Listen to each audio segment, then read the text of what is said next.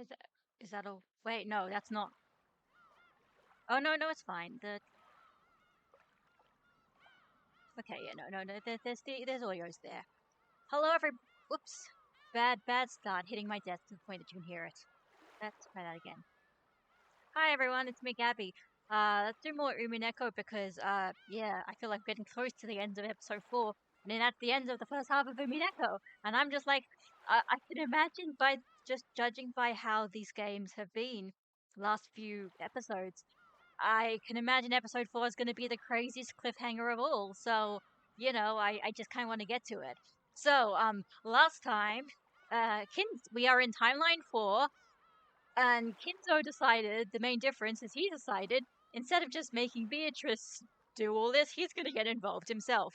And he basically did the thing that we were kind of expecting he was going to do, or at least the thing that I was expecting he was going to do from the very start of the game when they decided that he was all like into the occult and stuff.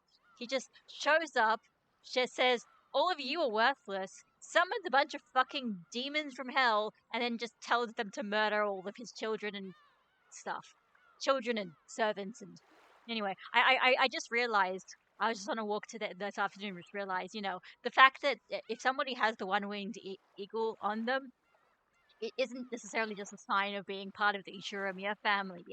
It's a sign essentially that you are Kinzo's property, that you are owned by him, and he can basically decide whatever he wants to do with you. It is kind of creepy if you think about it. So, but also, yeah, Kenzo is a massive asshole, and that's kind of why everybody in this family is kind of fucked up. Um, we also got to see a lot more of Rosa and Maria and child abuse. So they, I don't even know what's when in the timeline that's happening.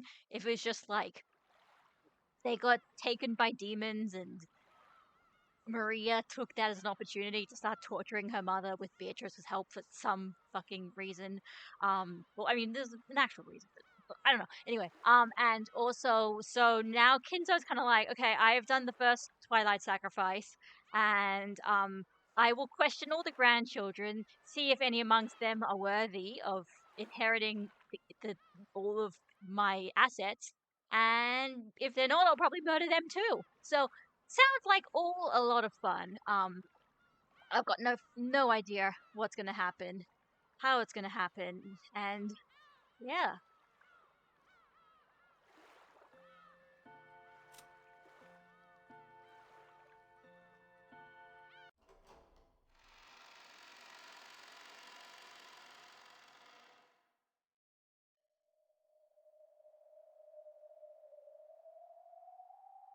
Wait, hang on. Oh, I think. Oh no, man, I was gonna.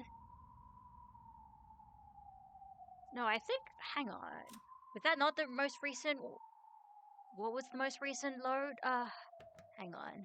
That's no episode 4, episode 4. So okay. I feel like we were back here again. We were just here, but like I don't know. I don't know where we are at the moment. This feels like the last scene that I remember, which was when um Rosa was in like limbo and shit, and then Maria started torturing her. Anyway, so maybe now they're in like I don't know. Okay, no, it's Kyrie. New scene. Where is this? Welcome to hell, Kyrie. I don't know. Could this be underneath the mansion? Oh, that would be interesting. So, like, this would actually be. Has there always been a room like this directly underneath the dining hall? Maybe you're not in hell. That's a good point. There is the secret passage because we know that exists because Ava found it, and Ava and Rosa found it in the last timeline. So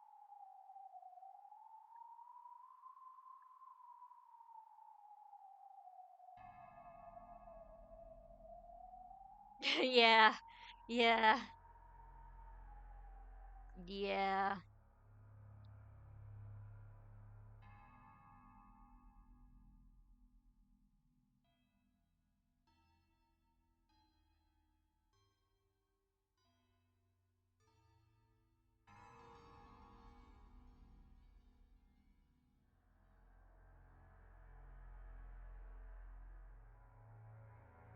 It's lucky that no one was hurt after falling from such a height. Shannon, Panon, did either of you two know about this room? No, we did not know of this room either. Really? Really? You really don't know about a room like this?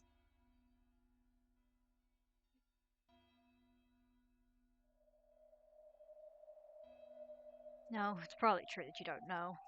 After all, this is the clean freak Shannon we're talking about. If she knew about this room, she'd probably scrub this place until it was sparkling. The health of this room is proof that you two don't know of it. More importantly, I think we should worry about what to do next. Exactly. We need to call the police, or rather, administer first aid as soon as possible.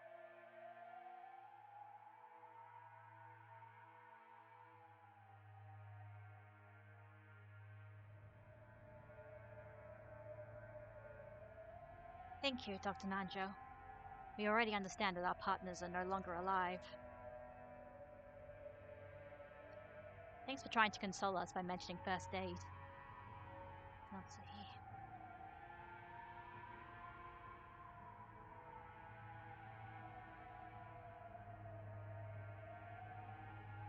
Everyone listen to me. Father is hopeless now. We've passed the point of searching for a reason or an explanation that can be expressed in words.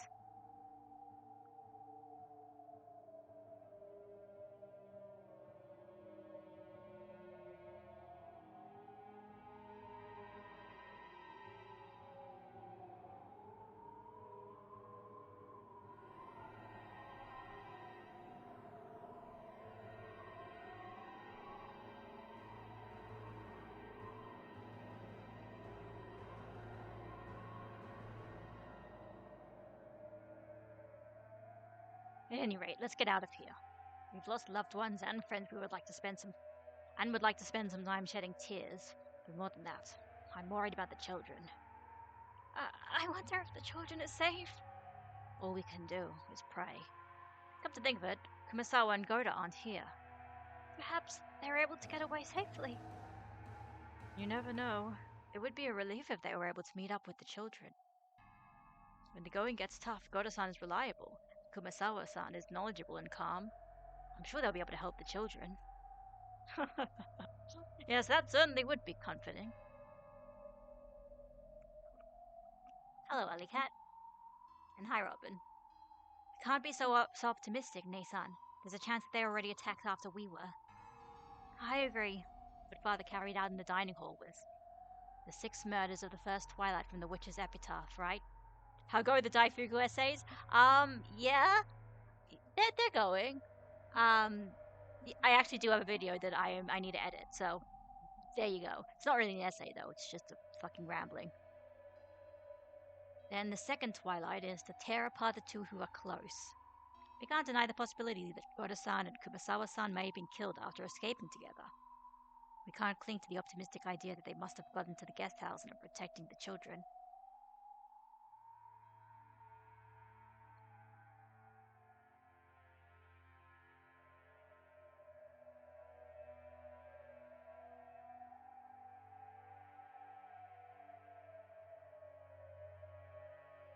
Anyway, let's get out of here.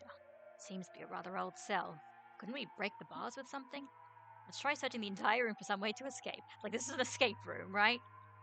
I wonder if there are any torture tools lying around all these torture cages. They might be useful as weapons or to break the bars. Oh yeah! That was in the last timeline! They mentioned that. She's got a lighter for if when Rudolph needs to smoke.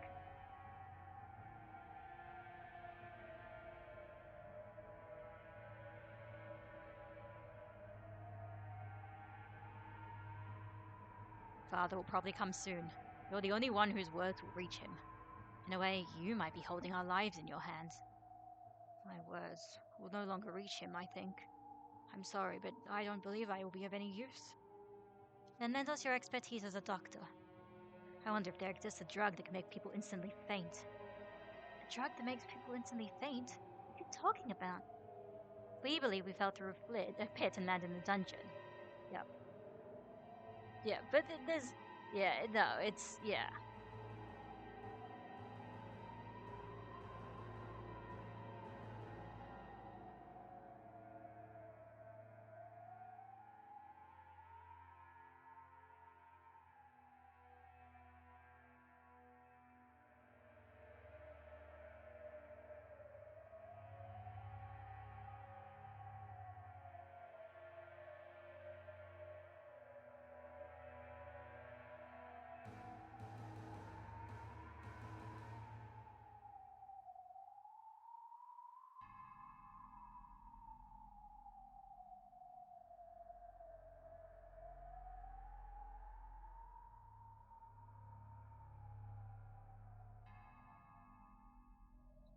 I see, that's a much more persuasive argument than there being numerous pitfall traps in the dining hall that we've never noticed even after decades eating there.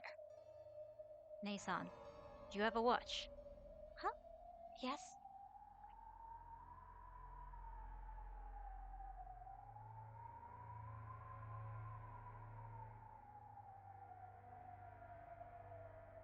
They could have tapped with the watch's hands as much as they want. Man, it would be very cool to see Kyrie try fight Beatrice, because it'd be cool, because, you know, she's the smart one. She's the detective one. That's why she's got a purple coat, like Kyoko Kirigiri. Except I think she actually predates her, yeah.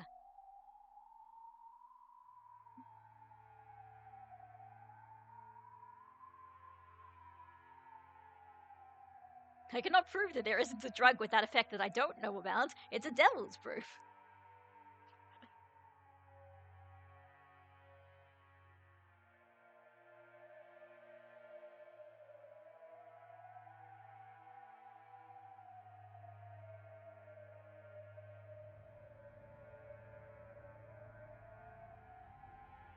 Rudolph was always talking about you. He said he was always surprised by your ideas, and they would sometimes give him valuable hints. The fact that you're here is a blessing within a tragedy. Thank you. I heard something from Rudolph-san as well. He said that you usually just swagger about, but when things get serious, you overflow with a sense of responsibility and could be a very dependable older brother. That's too kind. Damn it. Anyway, these iron bars won't even budge. How are things on your end, Kanon?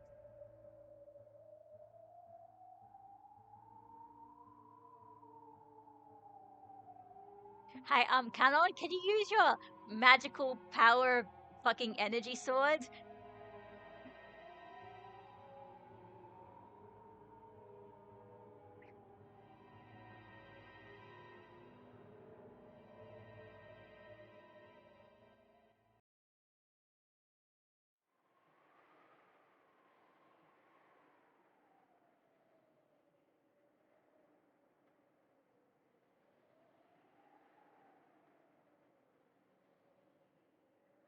We might be able to use the cord as some sort of string-based weapon.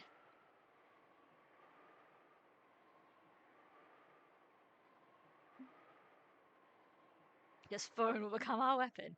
It's just like investing. Our weapon is information. What are you doing, Nason? I just wondered if maybe the phone was working. You dummy, Nason. Huh? What? Kyrie-sama? This phone, it's connected. What did you say?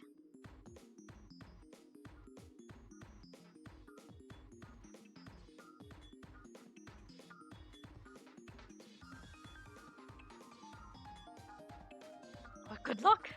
Let's contact the police. Hold on. This is too good to be true. Could it be bugged? If they were planning a trick like that, normally they would cut the telephone line.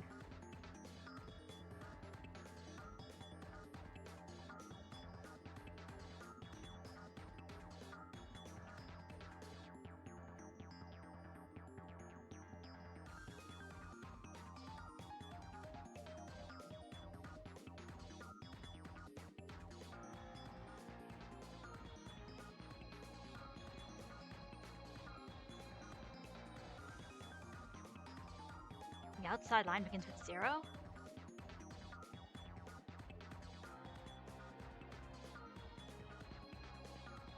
Yeah, obviously it's a special magical phone that can only dial special magical lines, clearly. So it's useless after all. It means our enemies aren't naive either.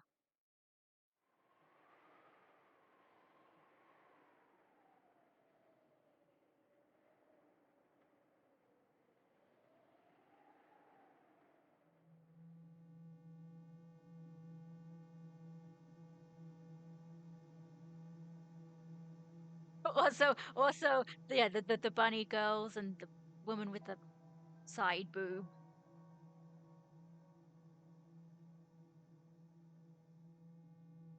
There's no way that's what happened. Those were obviously father's friend or something. They just hid somewhere in the dining hall beforehand and used some tricks to appear suddenly and fool us.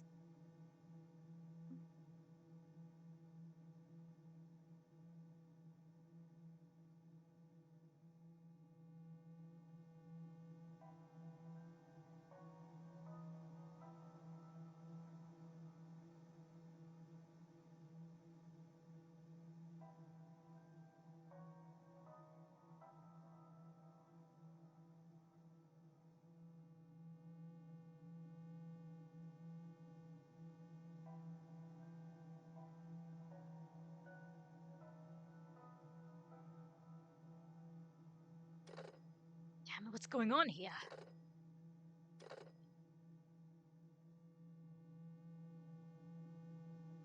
I don't know what's going on anymore. Oh! I got through! It's ringing. You're really cross-on. I see how shallow, old man. Since we can't contact the police, the external line's probably been cut, but he failed to sever the internal line. The internal line? Where did you call? The guest house. I'm calling the room where Jessica and the rest are staying. Hello? Hello? It's me. You're... Goda? Is Jessica there? Is she safe? Crosshammer! I'm so glad you're safe. Yes. Lady Jessica and the other children are here as well, safe and unharmed. Dad! Is it Dad? I'm so glad you're okay. Is Mom okay? Is she there? You're...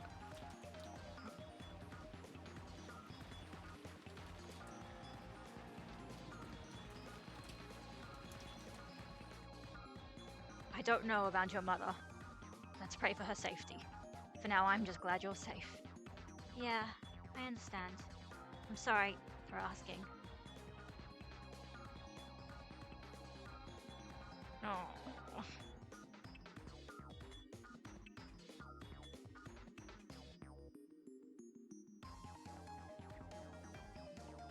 We have Kiria-san and Dr. Nanjo, as well as Shannon and Kanon here. We've been locked in a place that's like a dungeon, but don't worry. We'll figure something out. A dungeon? Where? We'll come and save you! Unfortunately, we can't figure out where this is either. We think it may be under the dining hall, but that might not be true. Anyway, Jessica, you must stay where you are. You've heard about what happened to Goda from Gomo and Kumasawa-san, right? Yeah. Grandfather... everyone. Grandfather isn't in a insane state of mind right now. If you encounter him, you'll be in danger. You might be killed. You mustn't even think about trying to come and save us. We'll take care of ourselves. Then what should we do? Damn you, Grandfather! How dare you do that to Mom and the rest? I'm gonna kill that undying bastard! Jessica, if you talk like that, you'll sadden your mother. Those aren't the words of a lady. I was like, is that Jessica or is that Maria? But I guess it's Jessica. Lock all the guest house doors.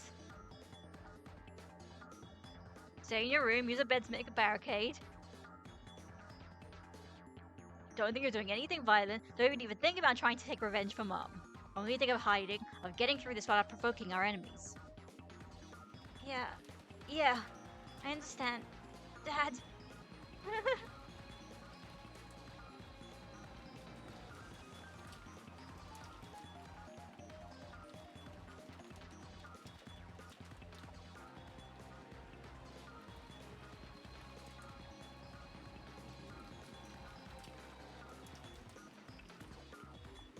If anything happens, we'll call. Wait by the phone so you can pick it up quickly. Again, be careful. You mustn't do anything rash. Yeah, I understand. As long as you and Kanon Kona and the others are okay, that's good enough for me. We'll do our best. Stay safe. Yes, of course. Well then, I'm hanging up for now. Be on your guard.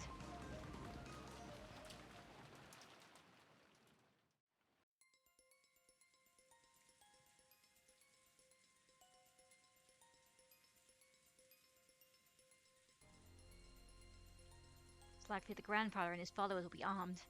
Locking ourselves in our room is our best bet, and also our only method of forming a barricade. It's painful if we have no choice but to hole up in a sealed room, but if our enemies are carrying guns, then that's the only method they have left to us. I have heard that the mask has a collection of working guns. That's right, gun, that was a gun. If so, it must have been a horribly powerful gun. It takes a lot of force to smash someone's head open, right? So it might be a magnum bullet or something like that. Probably go through a flimsy door like it was nothing. If so, that's even more of a reason to hold it out in our room.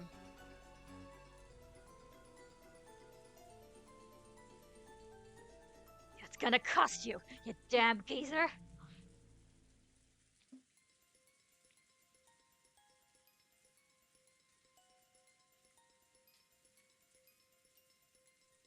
It's gotta be hard on you too, right, Aniki? And yet you gotta stay holed up down here. Damn it. It's not like I can remain calm with both my parents murdered. But specifically because of that, I have to remain calm. Aw, George is such a good boy. Do you think our dead parents want us to die in vain? There's no way they would. They'd want at least for their children to escape. So I will survive. And I'll report this to police and uncover everything. I'll leave my enemies to the courts. That is my revenge. There's no way our parents would want us to die taking revenge for them. Right? You're right.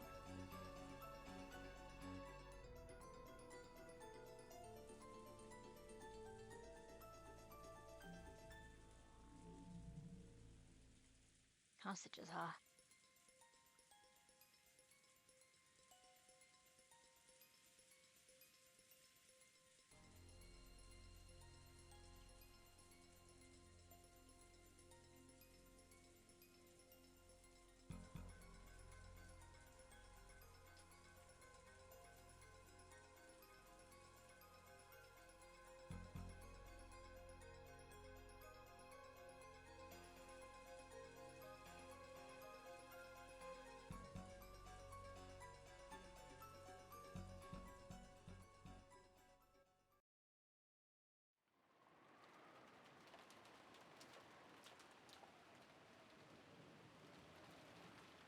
Kumasawa-san, are you okay? Want some tea? Oh, thank you very much, thank you.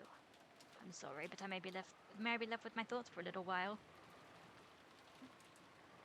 Maria, thanks for being so considerate. Let's let Kumasawa rest for now.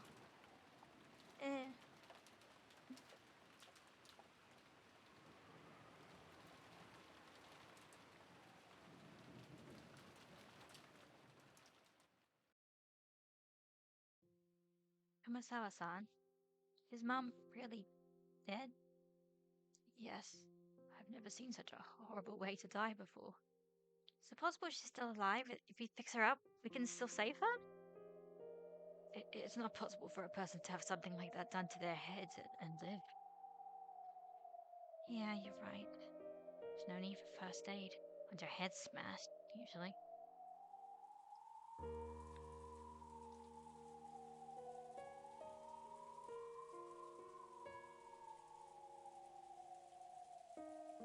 Actually, thanks to what you told us, I was able to stay level-headed. If you'd avoided mentioning the part about their heads being smashed, I would have thought she might still be alive. Then I would have run off towards the mansion, met Grandfather, and I might have gotten killed. That sliver of hope could have been fatal in the end.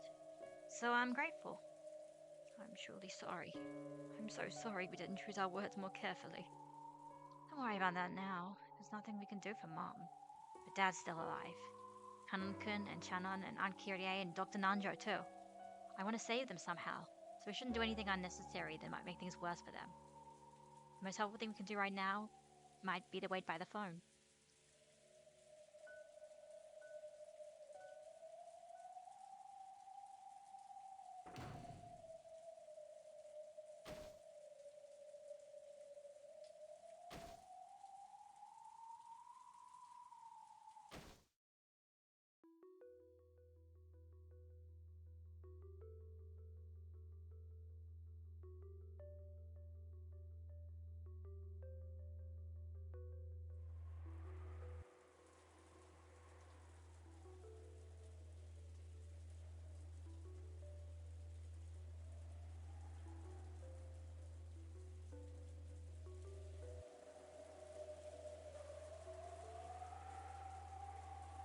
It's interesting because yeah, if they hadn't let Goda and Kumasawa escape, they wouldn't have known what's happening, and so Hinzo could have probably just rolled right in through the front door without any issues.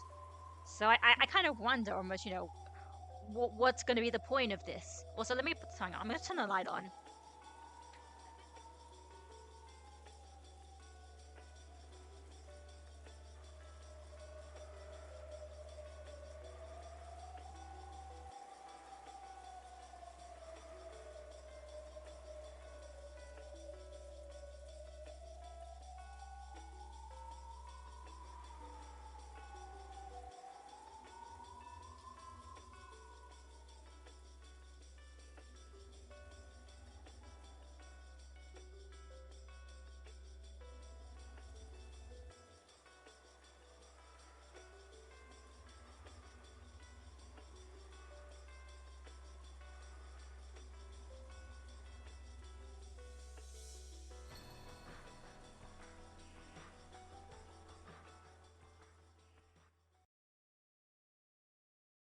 Meanwhile, okay, like there's so many. Okay, so we've had because there's so many things going on at the same time slash not at the same time. Like we've got so far at this point. Now we've got the kids barricaded in the guest house. We've got these guys in the hell dungeon.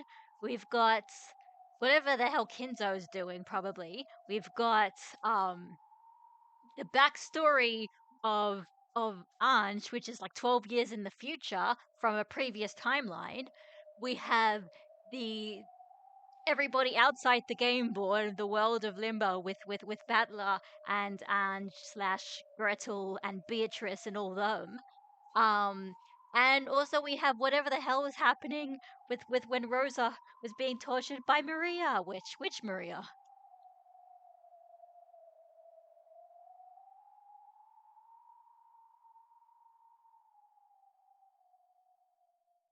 This place is just like the capture pile of a chess game. So are there no remaining moves left to us? Not yet. Still too early to give up. If we stop thinking, we might as well stop breathing, right? Exactly. Chess pieces in the capture pile may serve no purpose, but in shogi they can be quite significant. Just one captured pawn should be able to put pressure on the opponent. I see. Still, there's nothing that can be done about these bars. For us, maybe.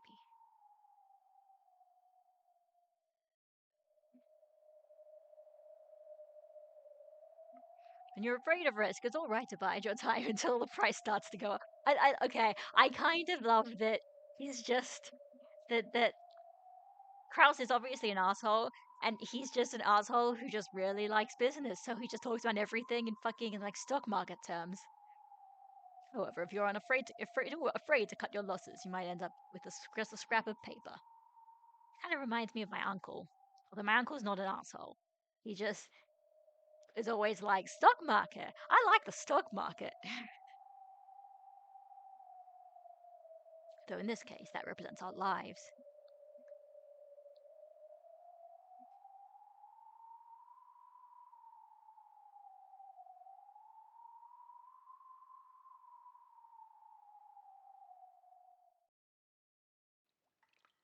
Yeah, Kanon, okay.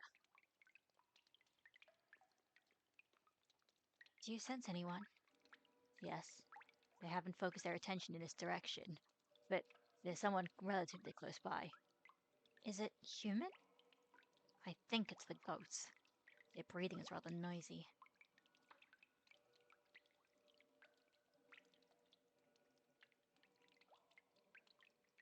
Okay, so I guess that explains why Kanon can't just fucking use his stupid freaking laser sword powers.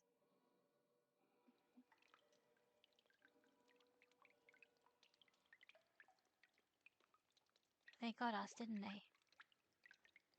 It's rare. Good thing that they captured us without killing us. This time, Beatrice-sama didn't make an appearance. Wait, this time? Do you guys know the other timeline as well? Can you enter the Limbo dungeon? I mean, the other Limbo? And the master left his study. I don't have a clue what's going on. I know. Whatever happens or changes, it's all for the witch's fickle entertainment. How do they know about this? Does Kinzo know that they're in a looping timeline? In the end, nothing will change. I wonder if we'll be able to go to the Golden Land this time. Who knows? You have a high rate of losing. Come to think of it, it's very rare for us to survive the first twilight together. I get the feeling that it's incredibly unusual for us to talk together like this, even though the ceremony's already begun. The fourth wall is fucking dead. It's okay though, because we're like homunculus meat puppets, so we don't need to worry about that. But even that's just for the witch's entertainment, I'll bet. I can't think of anything other than her letting us live just a little longer to ridicule us, since we usually drop out right in the beginning. I wonder if we'll be able to unable to reach the Golden Land again. I'm sure we won't make it there. If we hold on to any foolish hope, we'll get taken advantage of again. That's right. Last time you got taken advantage of, didn't you? I'm an idiot. Okay, so they really do know about they remember. Got it. Shannon, isn't that fucked up? How many times have you had to confess your love to George? How many times has George like so, or maybe it's the other way around? How many times has George like proposed to you, and you have to remember that, and then remember him getting killed or you getting killed? Whatever. I'm glad Milady is safe. She's only escaped from the first Twilight. She might just be waiting for an even crueler death later on. What about you, Nason? Aren't you glad George Summer's safe? It'd be nice if you two could reach the Golden Land together. Thank you. I wish the same for you and Milady as well. I wasn't hoping for anything like that. It's just you say. Anyway,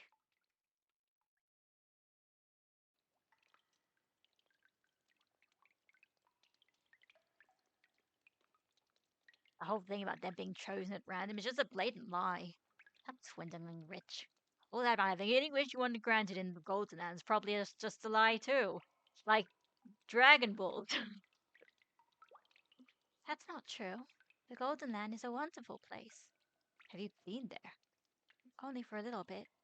Though even that was probably just a joke of Beatrice Samaz. Which one was that? Which timeline was that? Two? Timeline two, maybe? No, because that was the one that ended up getting eaten by demon. I don't remember anymore. What's it like there? Well, it's a wonderful place. I can't really explain it well, because then there isn't going to be an interesting plot. It's like a world from a pleasant dream. A paradise-like place with roses blooming all over and beautiful butterflies dancing around or something like that. It's not a place with a tangible image like that. It's really like the inside of a dream. When you're there, it's very gentle, very peaceful. And you're allowed to sleep as long as you want, like when you wake up early on a day off, lying on a futon. Sunlight comes in through the cracks of the curtains, and you think you'll have to wake up soon. Then you realize it's your day off and you can go back to sleep. A place where you can feel like that. I think it'd be wasted on me. Waking up on accident, even though it's your day off, is something only you would do, Nason. So, well, when I was there, it was very satisfying and very calm. I returned to this world, even though I'd just been there a second ago. I couldn't remember it well. Anyway. What the heck? That golden land she's always bragging about isn't anything great at all. I thought it was a place where all your wishes come true. That's right. Might better say it's a place where you won't wish for anything.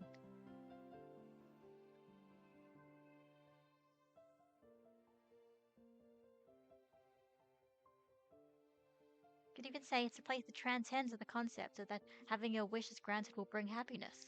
A world released from everything. Sounds like somewhat like a religious world. There are no humans, furniture, nor witches. There I was equal to everyone. There was no longer any need to feel ashamed that I was furniture. And then probably Battler fucks it up.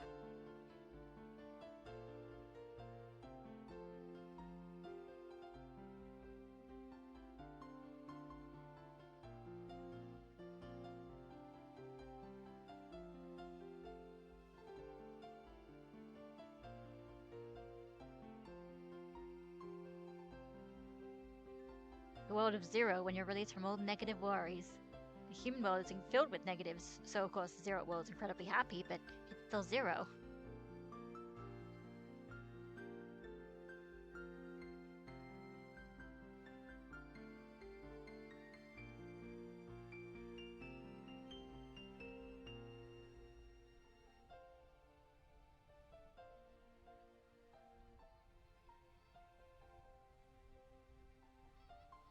Beatrice Ma really is a fickle person. Then surely someday she'll let you get a glimpse of it too. If so, then you'll be able to understand my analogy. Well, I'm not holding my breath. At any rate, seems like game over for us this time already. I'll hope for another chance. You're right. We can just be simple chess pieces. No matter what we think or don't think, we can't escape from the witch's chessboard. Okay, why not? Our role right now is just wait and see how we'll be tortured to death. For us, the dream of the Golden Land is too empty. You're right. Sorry.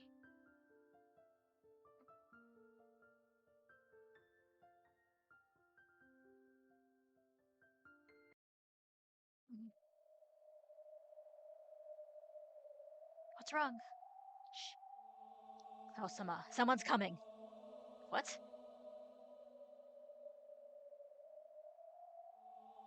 So they've come.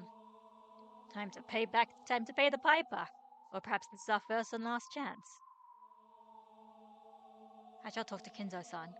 I will try to somehow find out where this place is. We're counting on you.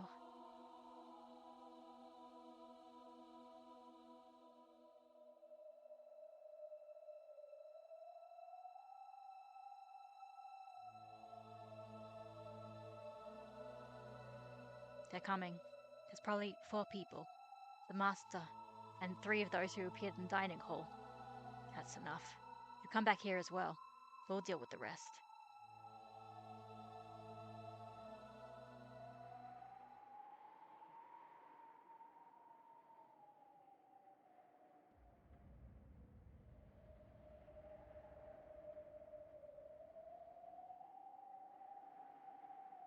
Oh, okay. The big shots. Silence, everyone. Please welcome the head of the Ushiromiya family, Lord Goldsmith. Goldsmith? His father's pen name. It seems he always signs it when he's writing his bizarre grimoires. Kinzo made English style? Oh, I get right, because kin is means gold. Shouldn't that be gold warehouse? There you go. Ha ha ha ha ha ha ha! What more is a warehouse than a place to keep things in? However, I give birth to gold, and use my craftsmanship to further increase its worth. Don't you think Smith is much more fitting?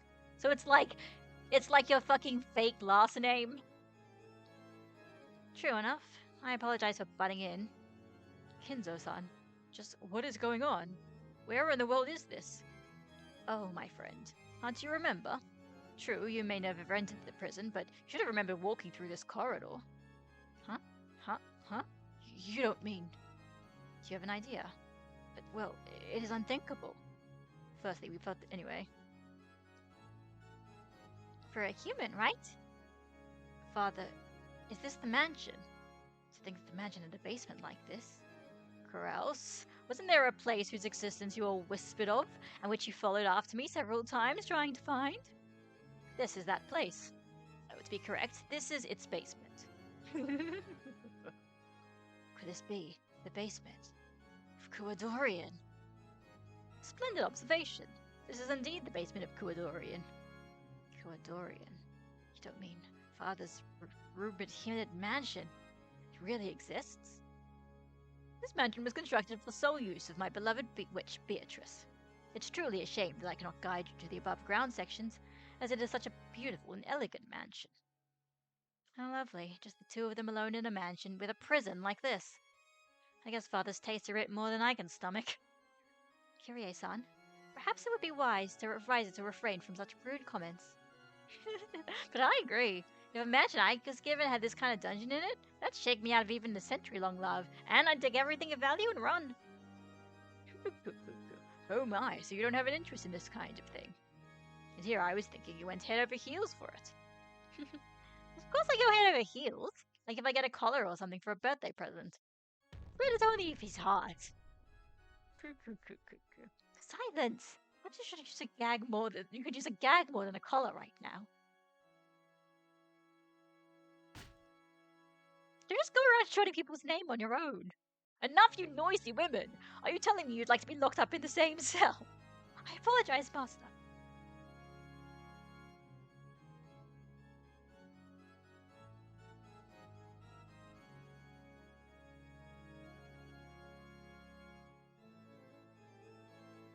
A woman who makes you so insane that you don't want to make her escape. Let her escape to the point of binding her in chains.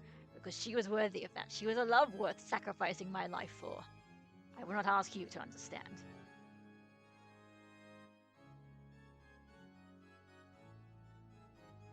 Love and madness are 2 sides of the same coin, or so they say. How bothersome. Learning where we are so easily was a big step.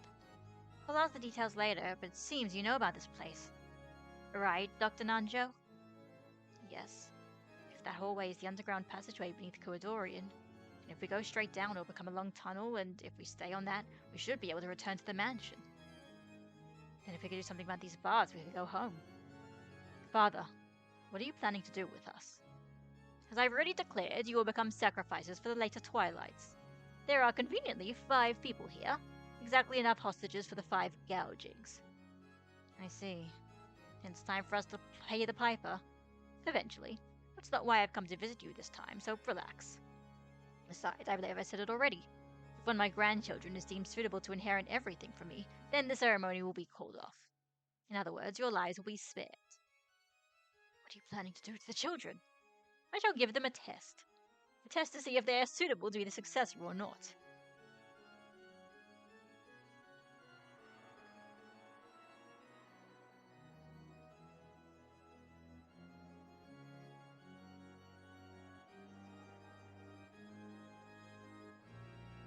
Don't believe you look so worried, Carouse. Believe in the daughter that you brag is worth 10 billion yen.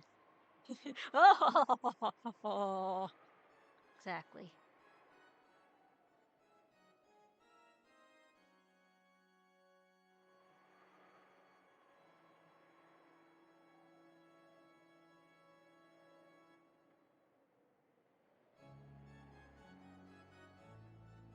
It was like that too in the beginning.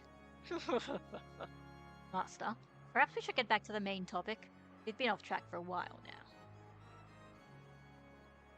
For that, I prepared a phone. Shannon, how clever of you. You don't have to hide it any longer. That's something I arranged for. My apologies.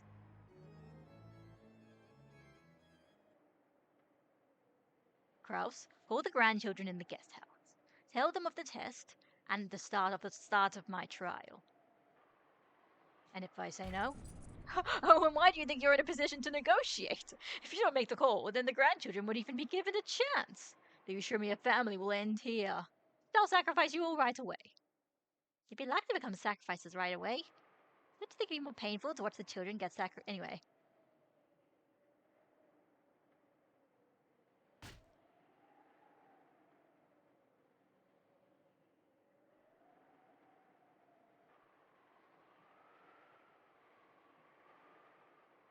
Great. I feel like I didn't really learn much about that, but I guess we'll see what happens next. Probably gonna cut to something completely different now, aren't we? Yep. Cut to now for something completely different. That is just how this game goes. Oh, interesting. Oh no, I was gonna say Okay. Um.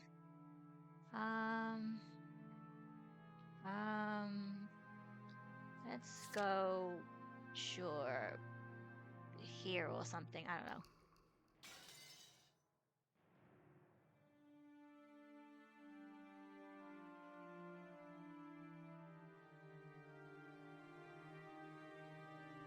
Ah, new character!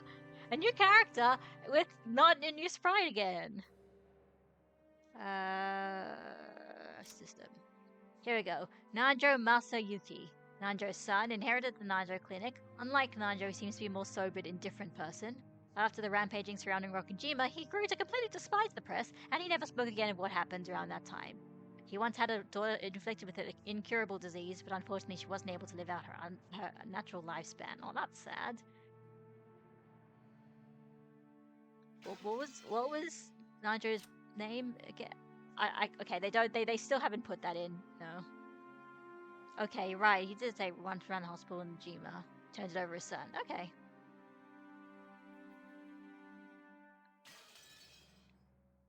I'm truly sorry to say this after you've come all this way, but I've nothing in particular to tell you.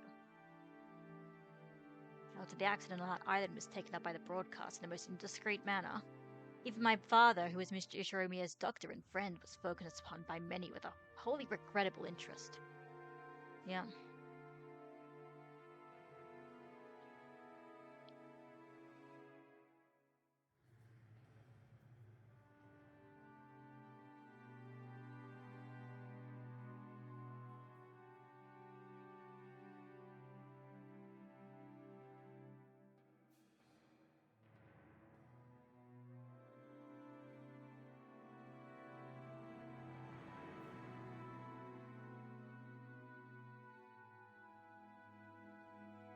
For that reason, I want to know, more than anything else, what in the world happened in the incident that so thoroughly ruined my life.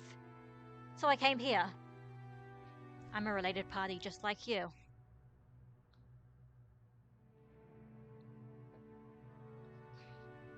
I didn't come to do this for fun. Looking down on me.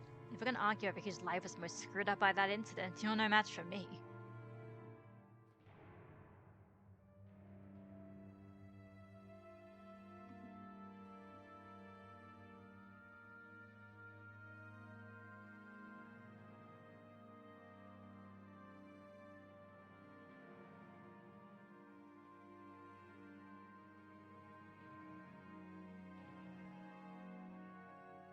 I know it's probably painful to remember what happened at that time, but if there's anything you do know, please tell me no matter what it is. Of course, I'll keep quiet about it. I visited here today to bring some resolution to my life. I'm 18. That incident took away 12 years of my life, and I'll probably keep on taking. Since that day when I was 6 years old, I've remained shut away in darkness.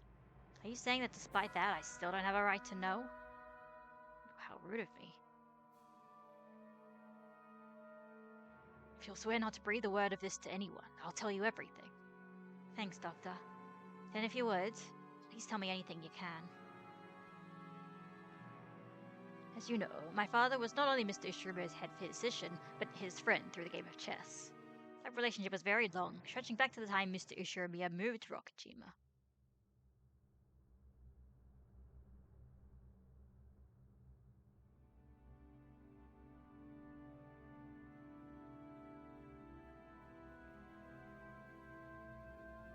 Interesting, we're getting some non-jo stuff now.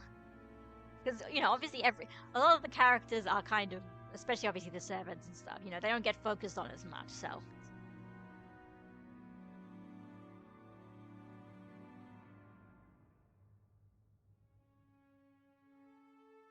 My father was a simple doctor, so I cannot imagine he was in a position to advise on things. He was most likely called there to assist Ishiramiya's health, because it was not best at the time.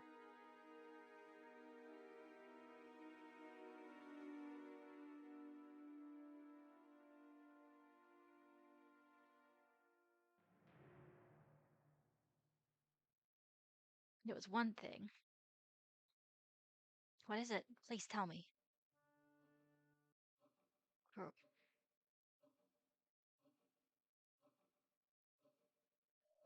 Truth is, several days after that accident, I received something by mail at my home. Oh, shit! By mail? It was very curious. The sender was made out to be me, but I had no memory of it. What? Someone had faked my name and sent it. The destination was Ribbon Island in Hokkaido. Excluding the Northern Territories, it's the northernmost tip of Japan. The recipient was apparently a resident on Ribbon Island, but the name was my father's. Oh no! Oh, okay. Okay. Cool. Cool. I like this. I like this plot line where it's like every time she's interviewing another witness, she learns something new. Even if that is just basically that all of the timelines, Beatrice is just getting somebody to send a a final request letter to make a mystery bigger. I don't even know. However, it seemed there was a problem to the destination address, so it was stamped as addressed unknown and returned to the sender. Me.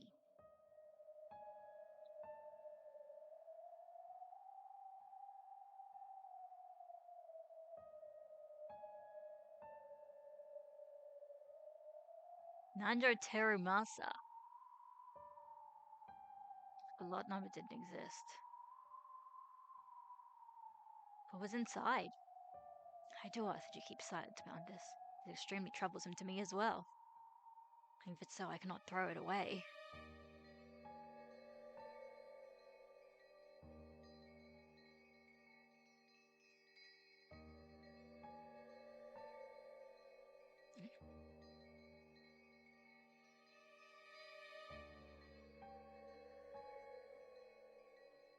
All right, so Terramasa was the his actual name. I forgot.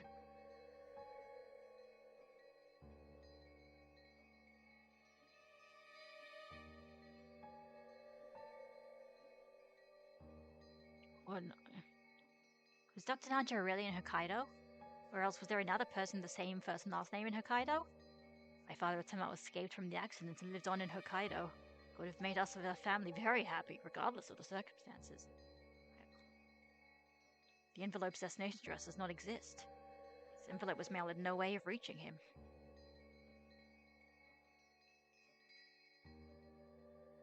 Hokkaido, Ribbon Island, Ribbon County, Ribbon City, 1, 2, 3, 4, 5, 6, 7.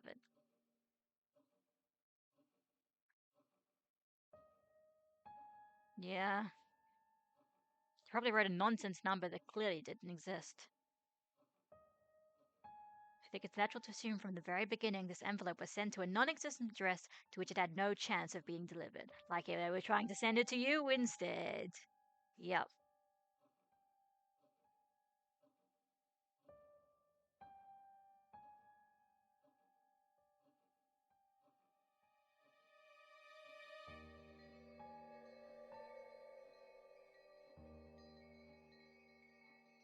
Yep. Yep, the idea was to give it to the center, but only after a very long time after the mail basically screwing with the post office so you can get a mysterious letter much later on. Now do we get to see what's in the envelope? Ooh, what's going on? A key? Oh god, is this one of the master keys? He's saying, look, it's the master key. Now you know there were no master keys on the island or something. No, a card? What?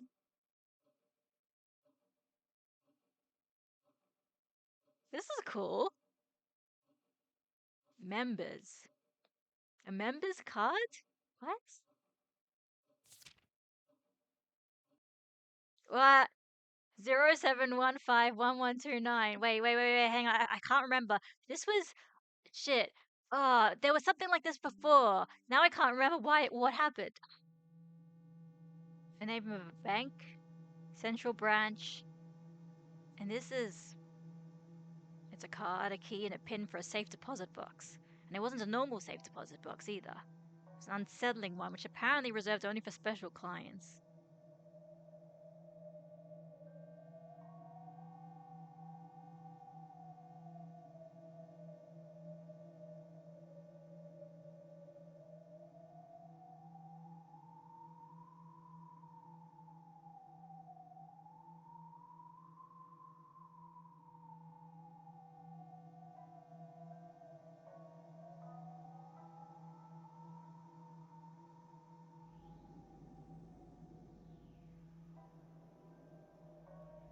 Like it's cool that even after so many variations of the murder mystery, now we're getting more mysteries, and they're like mysteries that are practical mysteries and not magic bullshit.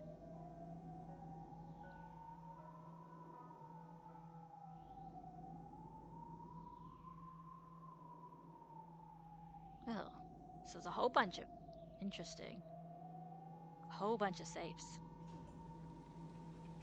What was in the safe? Duralumin case. What is this Danganronpa 2?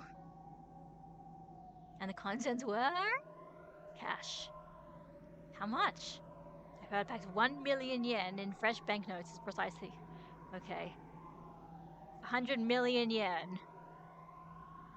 I didn't even touch it with my hands. I realized at once this was dangerous money.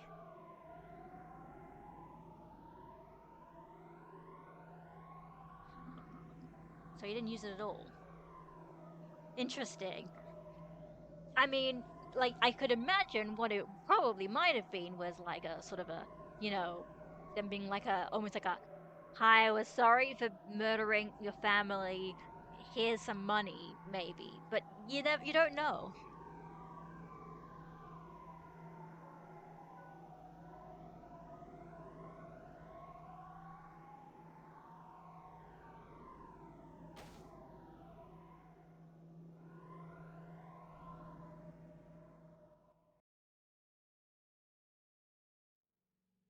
The one who sent this 100 million yen cash is Beatrice herself.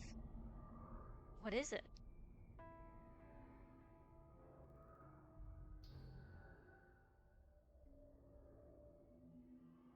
Pretty sure I got something like that in the mail. Hey, Ma, where'd you put that? The same. Oh, here we go. So the same envelope and contents to be sent to Kumasawa's son. Yep.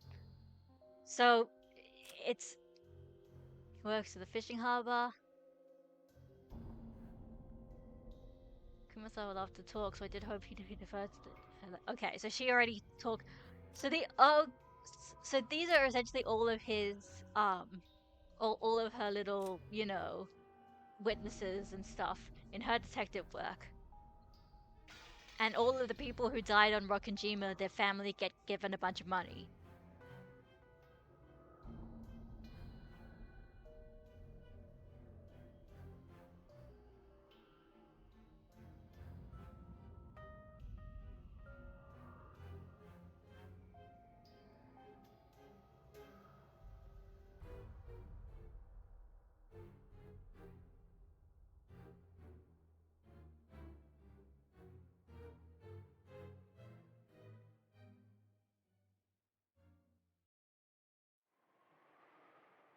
I get the feeling my dead mother sentenced me from beyond the grave. Don't really get what's inside, and it's creepy, so I just left it alone all this time and totally forgot about it until now. Today. So you know what this is, girl? Could it be that the same kind of thing came to your place? Ah. What is it, Ansama? You? Is it a headache? A headache? Sorry, my head hurts. Got it. I know. You don't mean. I've remembered. I've remembered. Strange envelope was also sent to me 12 years ago.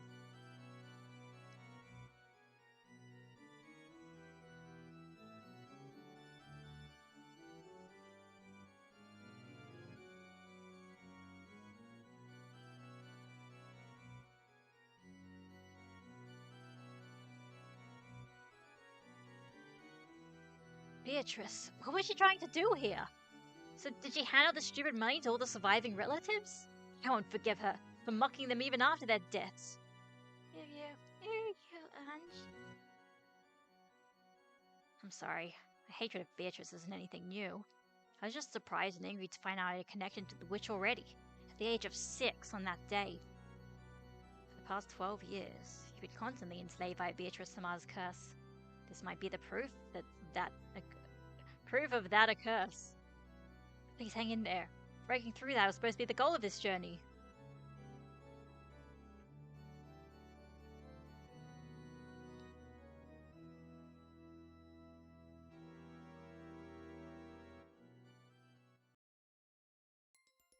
I wonder if this envelope was sent to support the theory that Beatrice was behind the crime. It was postmarked right before the family conference, and it was intentionally set up that it would be sent back after some time. They wanted it to arrive after the incident. But it raises a few questions. Why use such an uncertain method?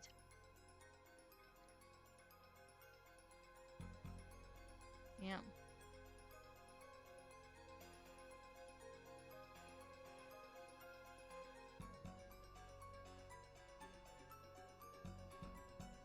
A letter from the dead, you say? You're right. It surprised me and it made me feel bad.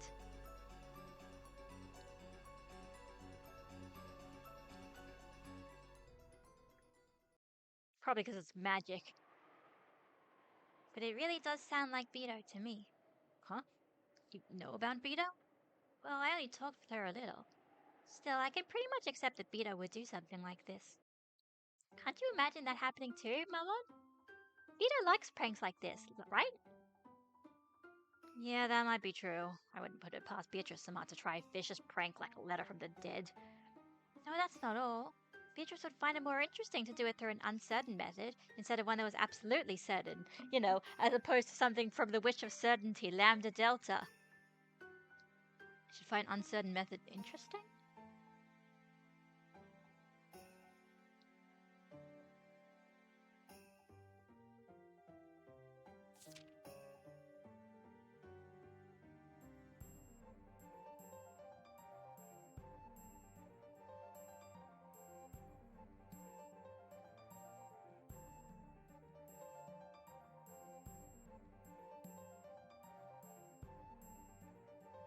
Aren't you interested in thrilling traps? Are those where you don't know who will get caught, or even if anyone will get caught at all?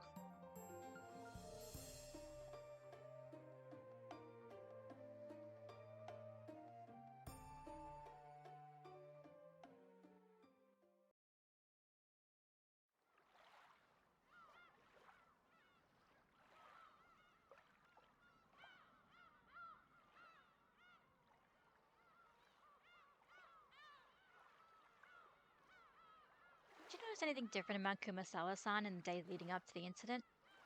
Nope. She looked the same as ever. The family conference put her at end, so she was always grumbling about how tough it was. What's this? Or what's this?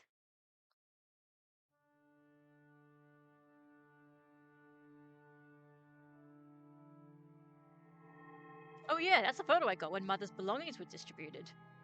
Oh god. I think it's probably something to do with that Legend of the Gold thing. The witch's epitaph, you mean? So Kumasawa tried to solve it too, but this isn't the epitaph.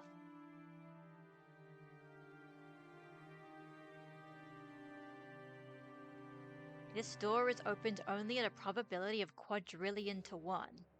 You will be blessed only at a probability of quadrillion to 1. I don't recognize it. Nothing like this ever showed up in the epitaph or Oni-chan's diary. Man, God, wow. Okay, yeah, no, I'm all for this because it's just like now there's just so many more layers of mystery being added. In Mother's belonging, there was quite a few photos and notes that looked like her trying to solve the mystery riddle of the epitaph. Mother was actually surprisingly fond of that kind of thing. And there was that rumor that 10 tons of gold bars were hidden somewhere.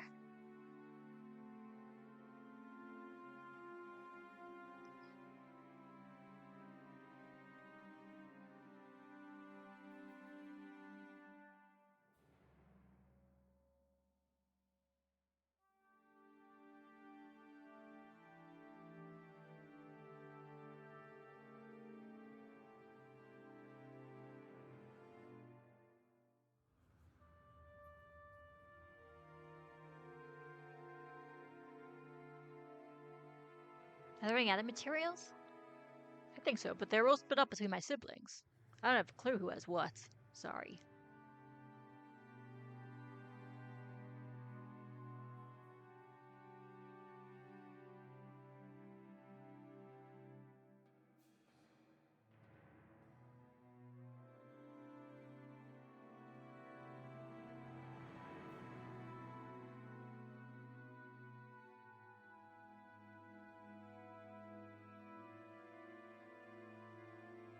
It's a desecration of the dead. When my family died on that island that day, they didn't go to heaven. They're being trapped by the witch even now, and are being desecrated and tormented for all eternity. Which is technically true. But because of time travel bullshit.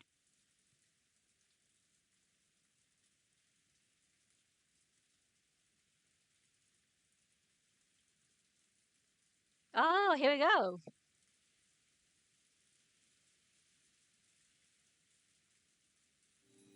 I remember very well. The old man who used to be a captain of a high-speed boat went to and from Rokkenjima. He's certainly the person most familiar with Mads with Rokkenjima. The media hopes he had learned details of the situation. However, he never said anything, so they eventually began to forget this old man. Ooh, interesting. You were still about this small. Look how you've grown. And it must have been tough on you. I know very well how you must feel.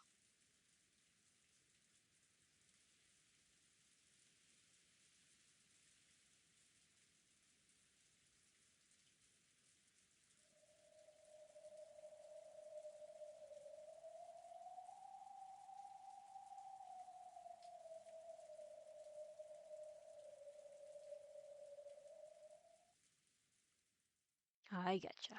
It won't be easy to find a boat eagle to go to the island. By now, there are probably even some who call it by its own name, Akujikishima instead of Rokkenjima. It's understandable why the sailors around here would turn down your request.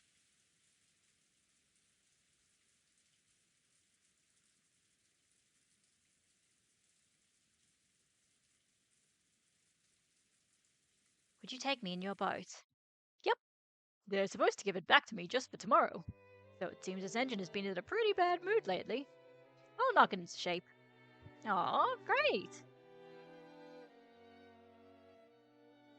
Here we go, and tomorrow I'll reach Rokkenjima. Isn't that great? Yay!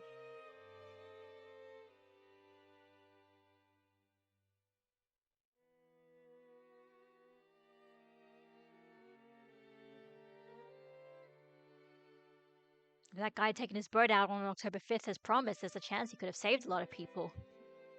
If he hadn't been hesitant to go out just because of a little wind.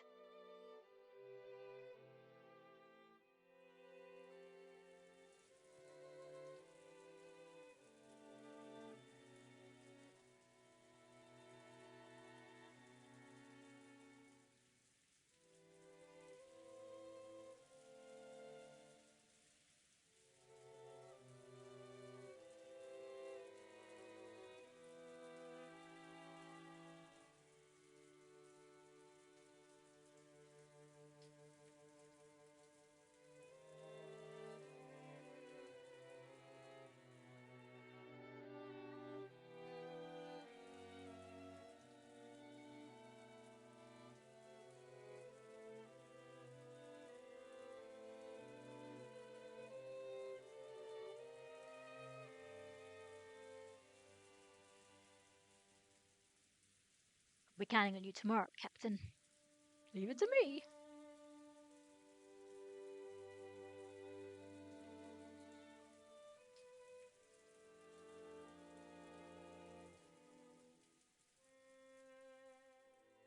This is a sign from the heavens. I've been given a final chance to take you to Rokkenjima and bring you back safely. Now I'll be able to finish the final job Kinzo-san entrusted me with. So I'm grateful to you. I got more than enough money from Kinzo-san back then. I can't accept yours. Thank you very much.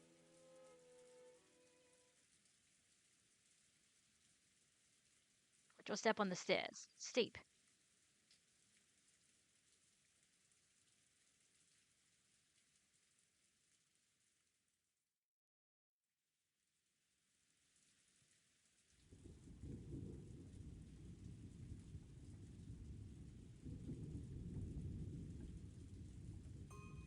My job is to take guests to Rokkenjima and bring them back again. That job was put on hold 12 years ago, and it still hasn't ended. So thanks to you, I'll finally be able to finish it. So listen, let me finish this job, okay? Do you understand me? Yeah, it's not like I'm going there to die. Hmm.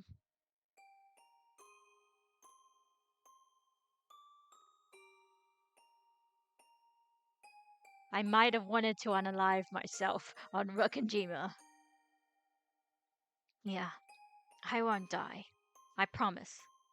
After all, I'm still not sure if there's any reason why I need to go to Rokkenjima. No, I'm sure there's a reason. Even if there's one for you, there is one for them. The island called you. Oh, that's why you came here. That might be true. I might have been called.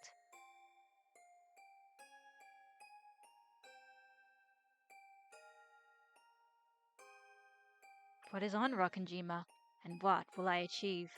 Even though tomorrow is finally almost here, I still haven't been able to understand my own mission.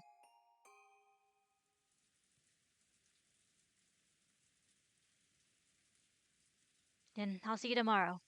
If you'll excuse me. Yep.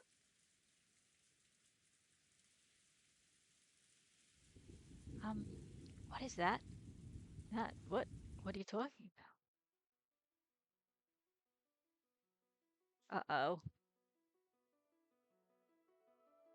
Oh no. Impossible. Why? You? Lunch? What does it mean? What's going on here? I don't have a clue either. There's no way something that ridiculous. Is this magic? A miracle? Yes, this is probably fate. Now, I understand. This was my mission. Yeah. I don't have a clue what.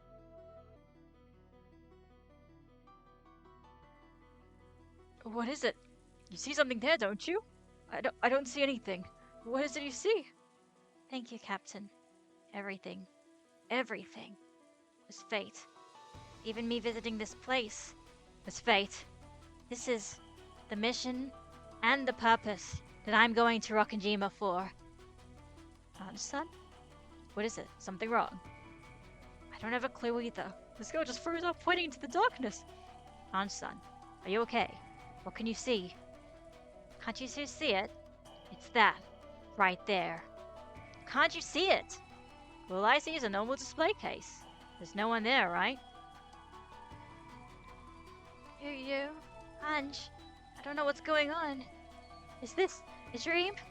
Magic? It's great because it's like not only is like the not only are the other humans being like, Ange, you're like, are you hallucinating or something? Even the magic eyes are like, holy shit, this is crazy. This shit be crazy, guys.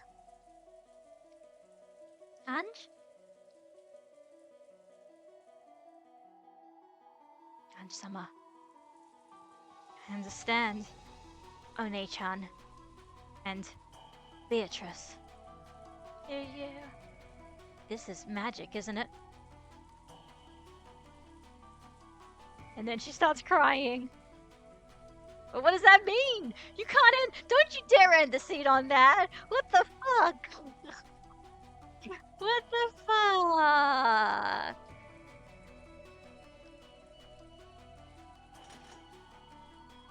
And now it's midnight. Only now.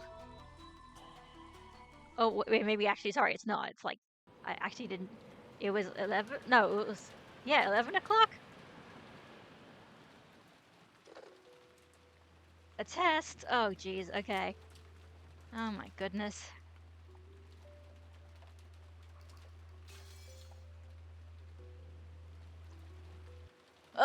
Cliffhangers, right? I'll go for a little bit longer, though. Listen well.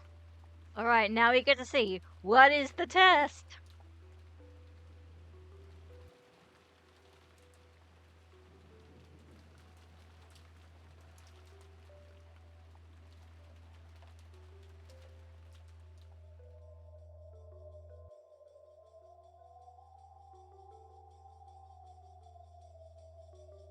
For the test, those not involved must be removed. Moto and Kumasawa are there, I believe. It will be a problem if they interfere with the test. Banish them from the guest house. Banish, you say? Lock them in the storehouse. Great. My weapons will be watching. If they happen to do anything questionable, I'll instantly stop the test and execute all of you as sacrifices. I understand.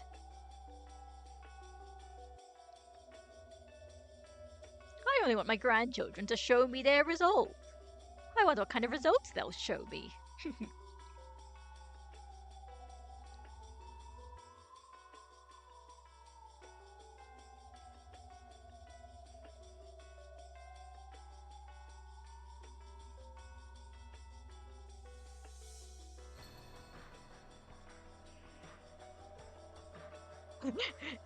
Umineko in a nutshell. Well,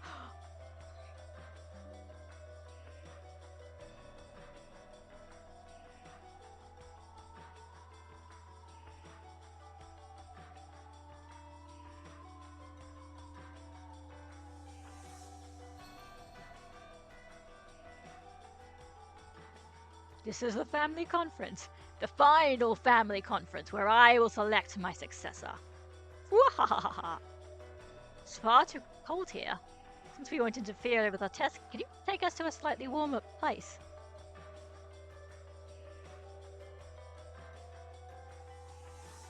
Certainly this place is cold. Stuff in an old body. Master, wouldn't it be alright if we moved them upstairs? I cannot do that! Are you naive, Nanjo? So by acting as though you'll skip this turn, you truly and splendidly advance your strategy. I'm not falling for that, you see. If you're freezing, then why don't I line the floor with red-hot coals? My apologies.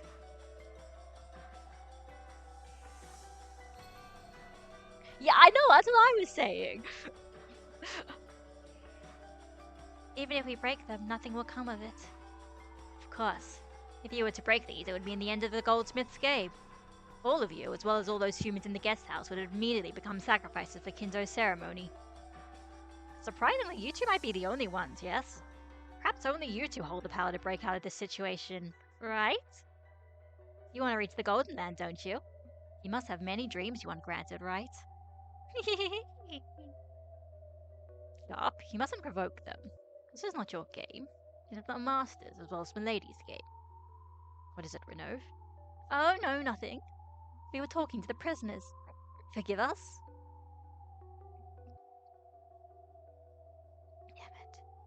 Did well. Good job hanging in there.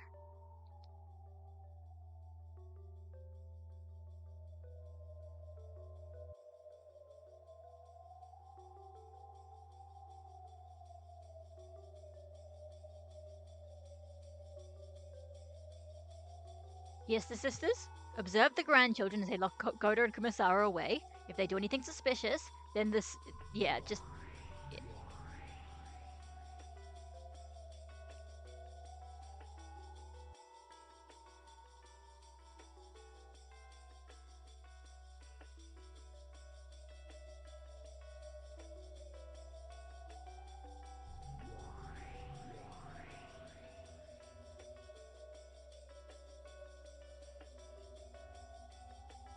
No, Garp, I'm asking you to be the examiners. Vigilia, you'll watch these rats. After all, the two of my furniture are here. Just in case, be on your guard.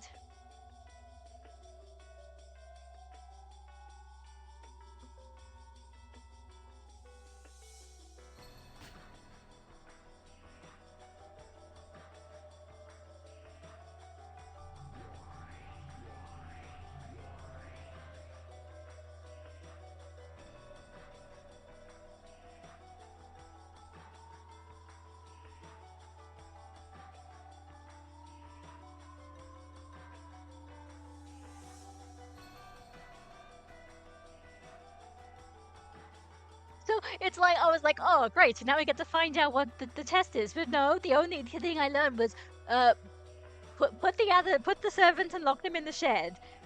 That's all we're gonna learn in this scene.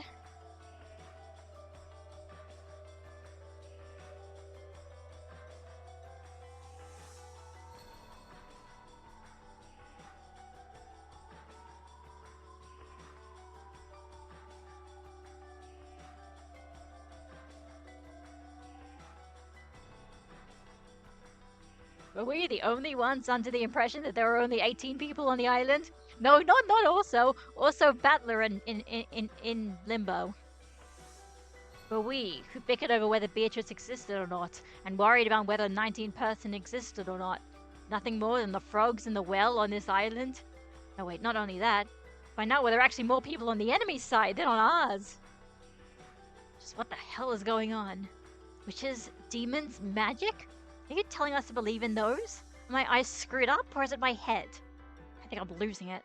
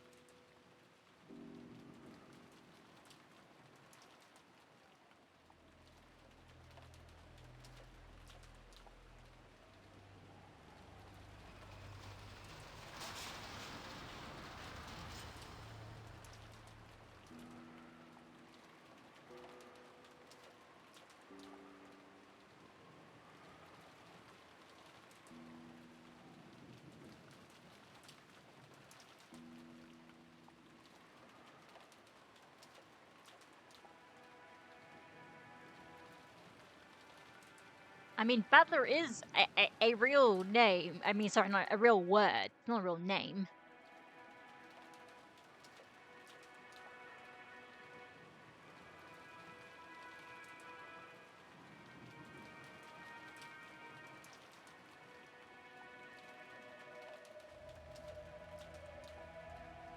It's okay, Jessica One-chan. There's nothing to be sad about. Maria. Soon, the witch will be revived. Soon we'll be able to meet in the Golden Land. Ouch! Don't laugh indiscreetly like that. Seriously, a resurrection ceremony for a witch? Getting so many people involved? In delusions he should have just kept inside his head. That's gonna cost you, bastard.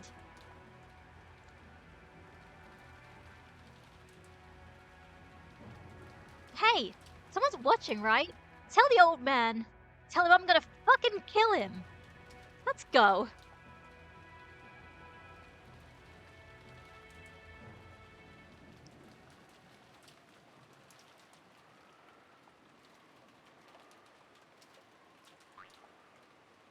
Sorry. They found me out.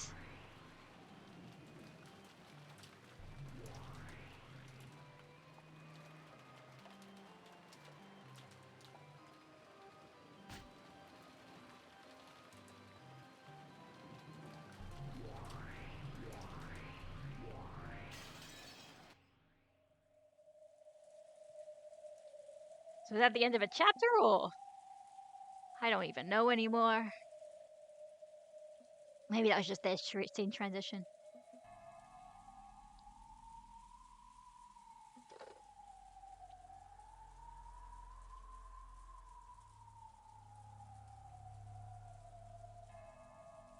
Hello, Curious-san, is everything alright over there?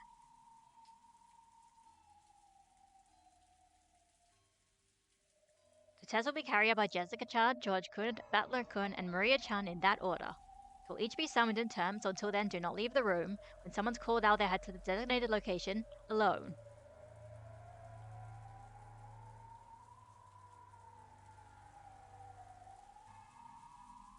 The fate of the Ushiramiya family rests in all of your hands. Do your best.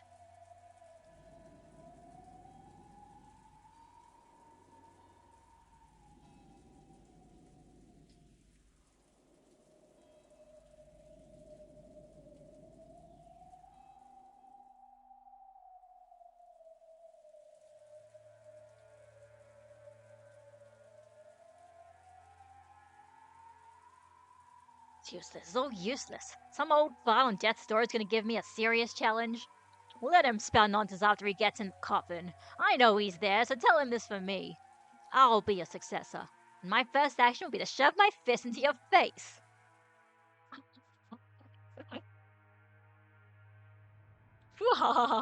Butler, I'm truly looking forward to that. I can't wait to see just what a man who once threw away the Ushiomiya name has attained. Just what lot in life he's reached when he appears before me. Tell him. Sounds like he's more than up for the challenge. Got that, Butler-kun? There's no need for him to hold back. You are Rudolph's son.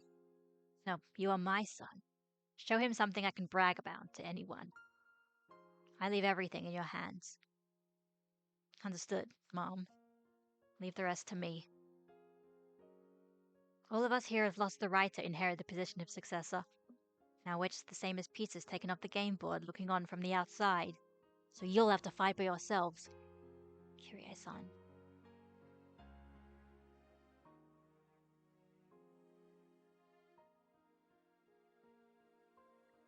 In that case, here are some instructions for the first test, Jessica-chan's. Go to your room. Really? Go to your room?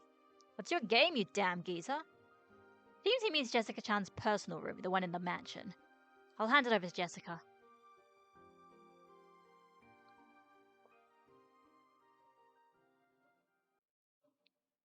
I mean, he can't murder Jessica yet because they need to kill 2 people at once for the second Twilight. Starting with me, huh? Well, I've been ready. See you later. Be careful, okay? Probably being watched, right?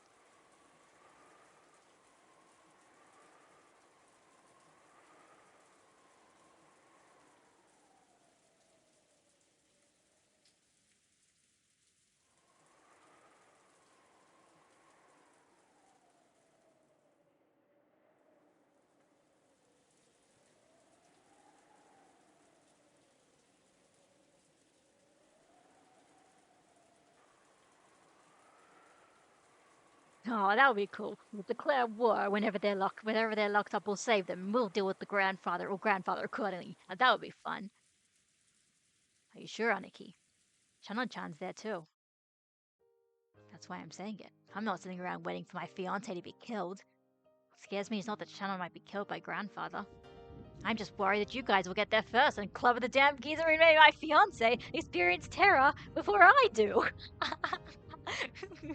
I see. This really does sound like a test to see who will be the successor. Yep. The first to bury a fist into the old face will be the next head.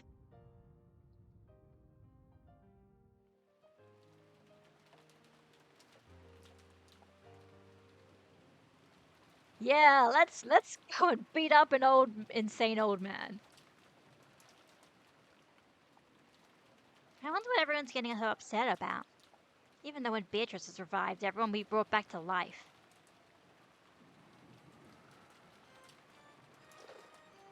Hello? Is that Maria Summer? It's me, Shannon. Would you please hand the phone to George Summer? Interesting.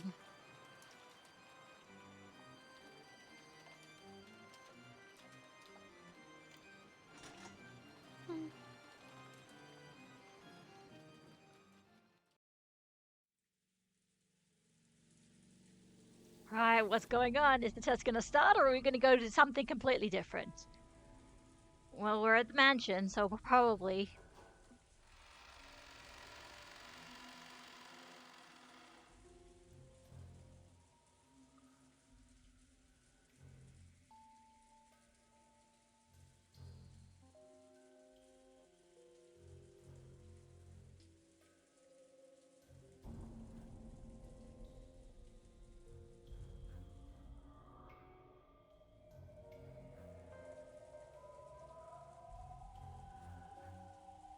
Test, you say?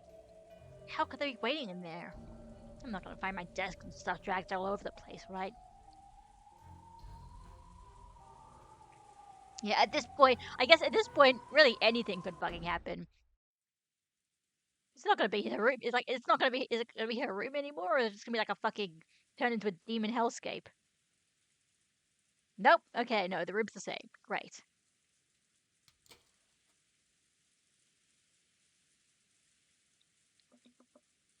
What the hell?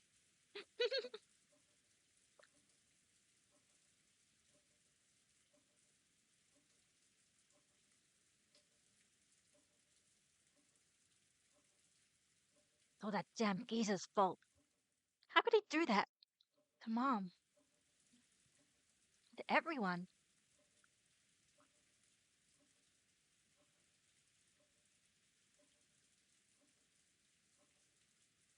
If it keeps up like this, nothing happens. I want to go to the dining hall and see Mum's dead face.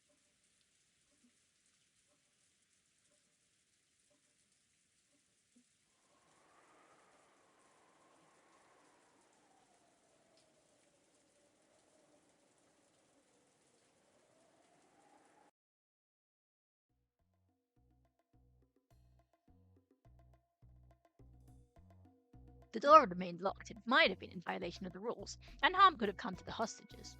But despite that, your own life might have been saved. However, you resisted that temptation and were about to unlock the door yourself. That bravery of yours is worthy of admiration. Who?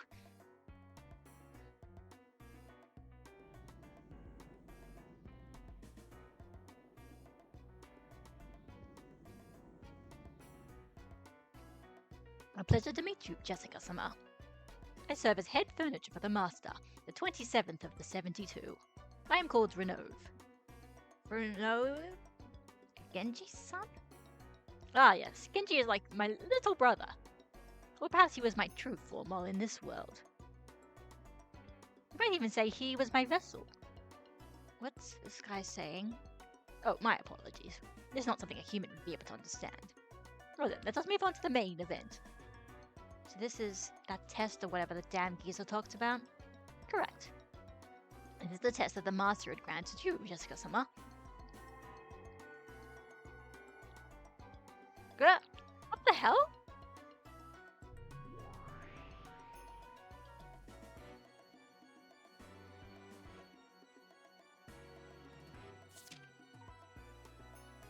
What's this?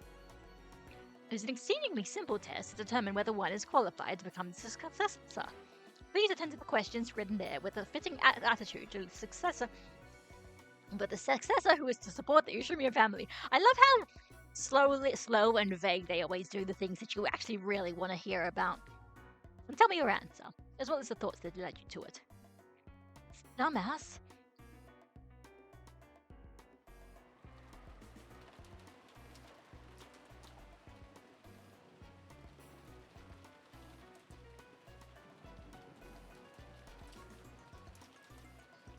Read it. That is Goldsmith's test for you.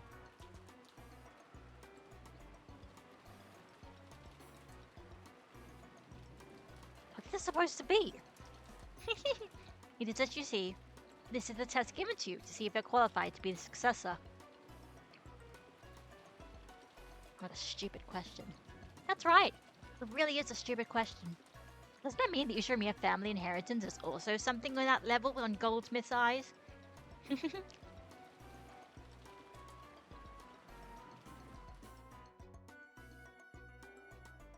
Among the 3 mentioned below, in order to gain 2, sacrifice 1. Oh, that's okay. So that's how we're doing this.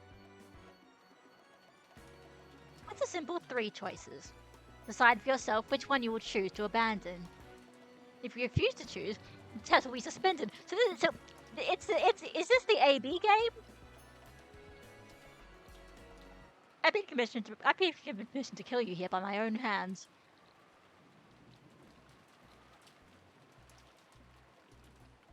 These 3 choices only a test?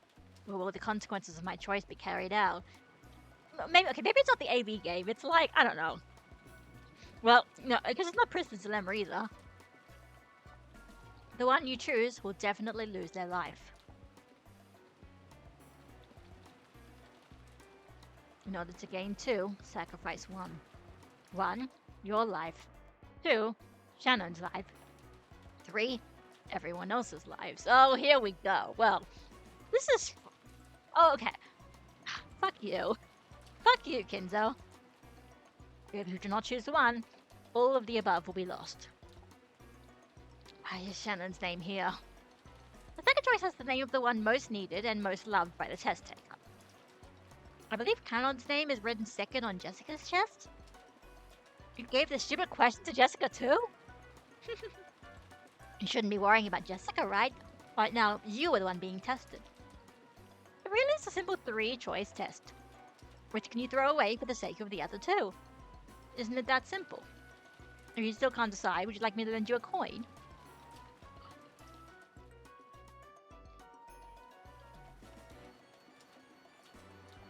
Will you give up on everyone for the sake of the one you love? Or will you give up on the one person you love so that you can save as many people as possible? Either way, you should be able to find a fitting just cause. After all, this Rokenjima is now a demon island. The sentimental relationships of the human world aren't necessary here.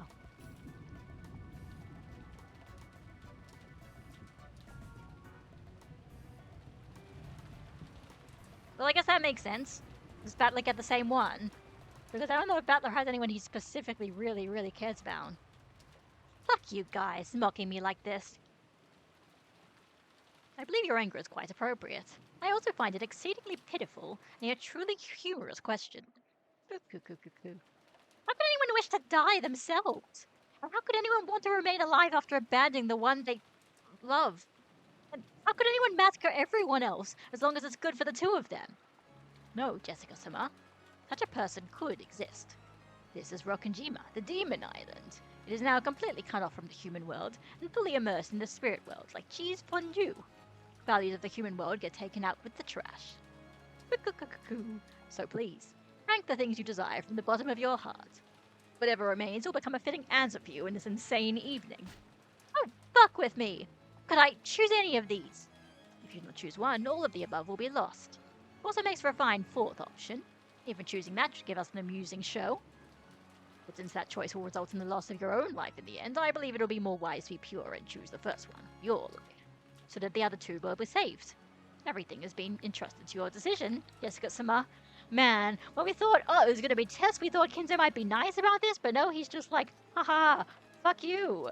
I'm gonna kill anyone anyway. I'm just gonna use this as an excuse to figure out who to do next.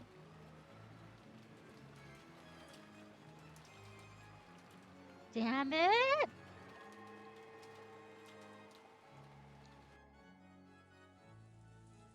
Oh, of course, he has a magical crystal ball, yes. Wahahaha! Wahahaha! What are you waving for, foolish grandchildren, my descendants? Why haven't we shown what battle is doing yet? Oh wait, no. Unless like they only did it for those two because they wanted to do like the two who were close or whatever, and they're just like, well, you're not good enough for the second Twilight Battler. It's not fitting for you, so we'll do something else. We're saving you for next time. Also Maria, because this is Maria's story. Isn't this problem so easy you could answer right away?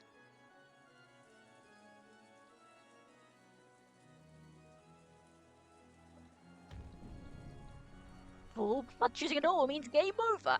A foolish rabbit who cannot even choose a reasonable goal for your own life.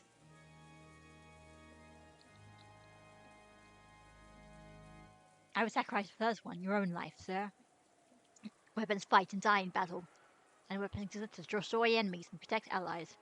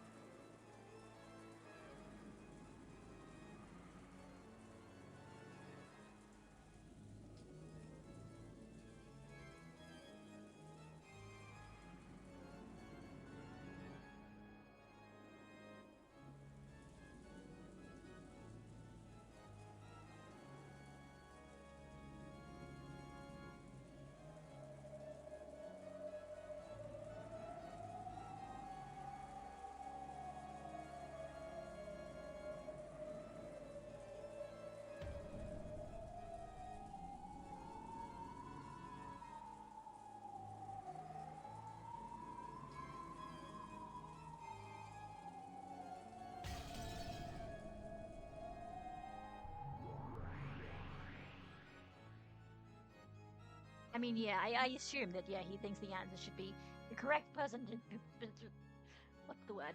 The correct person to, succeed at the head of the person who willingly sacrifices everybody for the sake of the fact that, for the sake of your own safety. But if that happens, everyone fucking dies anyway, so it's like Danganronpa.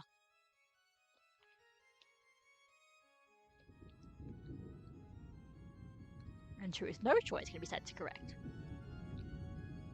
Instead, regardless of which answer they choose, it is about whether they can choose without hesitation, quickly, and with a resolute conviction in their own unshakable will. Okay, so maybe it is just a bluff.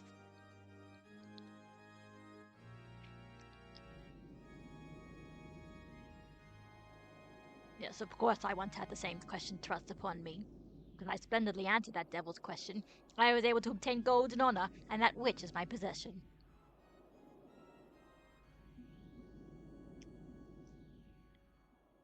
Right. So that was kind of like he had the demon thing where he's like, yes, I'll sacrifice everything I own for the sake of the gold. And then she's like, huh, I like you. Let's do that. Well then, have you nearly decided on your answer?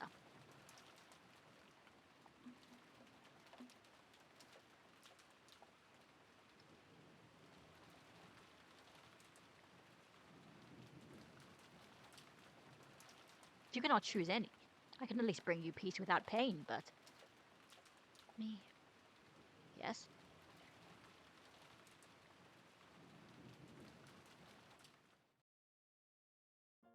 Kill me. Oh, Jessica.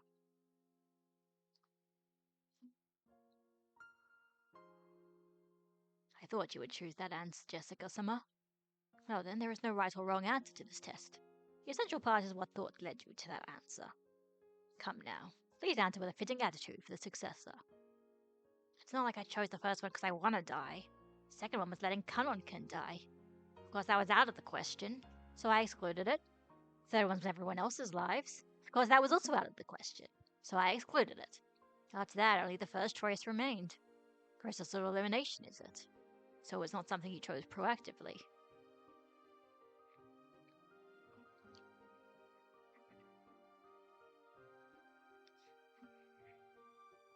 That answer is neither bad nor good. 60%, I believe you could call it. I'm a little disappointed. You're a pretty selfish bastard telling me to answer with self-confidence and then be disappointed when I do. Apparently there was more to it than process of elimination. It's a failing grade either way, but there seems to be a little more to your thoughts. Allow me to ask. People don't want to die, so no one will want to choose the first option.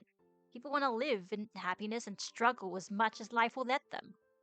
So normally the first choice should be impossible from the beginning. However, you took that first choice. You chose to throw away your own life. Only that choice remained for you. I tried thinking of the future that would come after choosing each one. Oh, and what did you see? First, I tried letting Kanonkan die. I tried to imagine the rest of my life after having abandoned the one I love.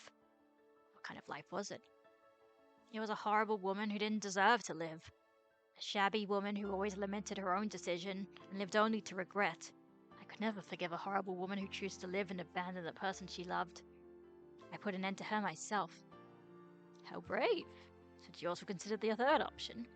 Yeah, I tried letting everyone but me and Kanonkan die. There's no way Kanonkan would like me if I did that. So again, even with Kanonkan, I was forced to bear the cross of abandoning so many people. And even Kanonkan, I was forced to bear it. I'm not going to make a foolish choice that leaves Kanonkan bearing that cross. I wouldn't be able to forgive a future me who did something like that. I put an end to that woman myself, too.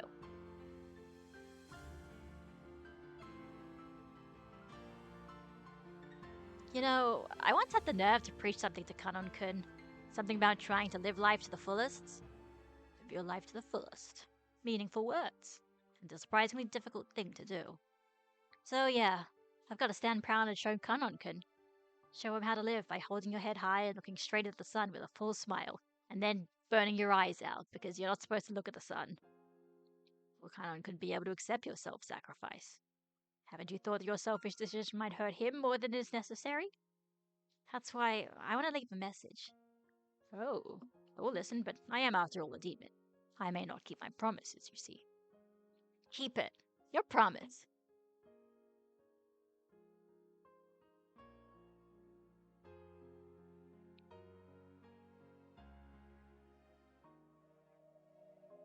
Tell Kanonkan to live his life to the fullest. No, that's not quite it. Not Kanonkan. He still hasn't told me his real name yet. Tell the real Kanonkan to live his life to the fullest. Tell him that. Lady. Jessica, you really are. Renov is fickle, so he might not have passed the message on. You certainly are fortunate to have me here showing you this scene.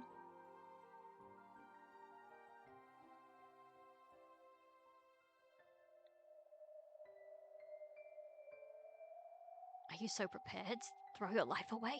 For his sake? My apologies.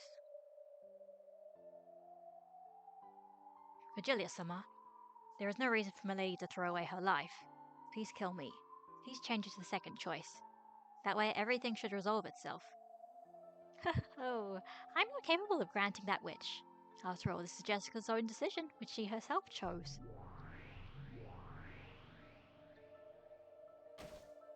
Virgilia-sama! Ah, so mean, Lord Goldsmith is so mean!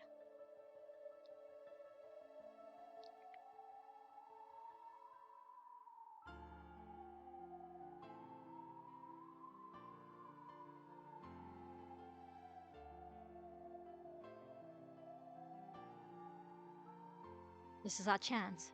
It looks like these goatheads are morons. I wonder if I can trick them.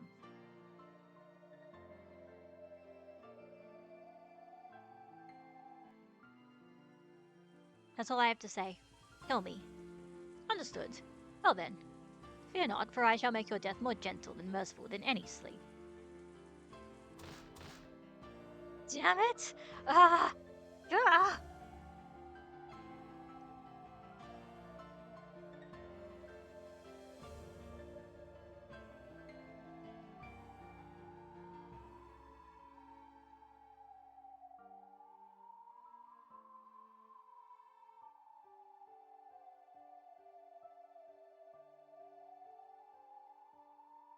George-sama.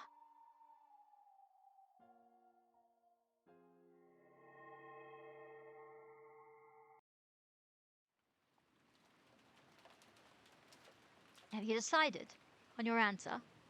Yeah, I've decided. It's an unwavering answer? Yeah, it's unwavering. Then let me hear it. Oh, by the way, it seems Jessica decided to take the your life option. Surely such an indecisive person like you isn't going to choose the same answer, right? Jessica gave her own answer. No matter which choice that was, it was Jessica's answer. It doesn't influence my answer in any way. I see. Let me ask again. Among the 3 mentioned below, in order to gain 2, sacrifice 1. 1, your life. 2, Shannon's life. 3, everyone else's lives. Which one will you choose? Could it be the first one, like Jessica? Wrong. Oh, shit. Oh. Very well then. I'm glad the most boring option for me has been removed. Then, as crazy as it sounds, going to be the second. Well, is he going to do the choose no option, or I don't know? What is George going to do? He must be joking. Why would I do that to the person I was going to give an engagement ring to tonight? Is that your answer? That's it. My answer is third option. Oh shit!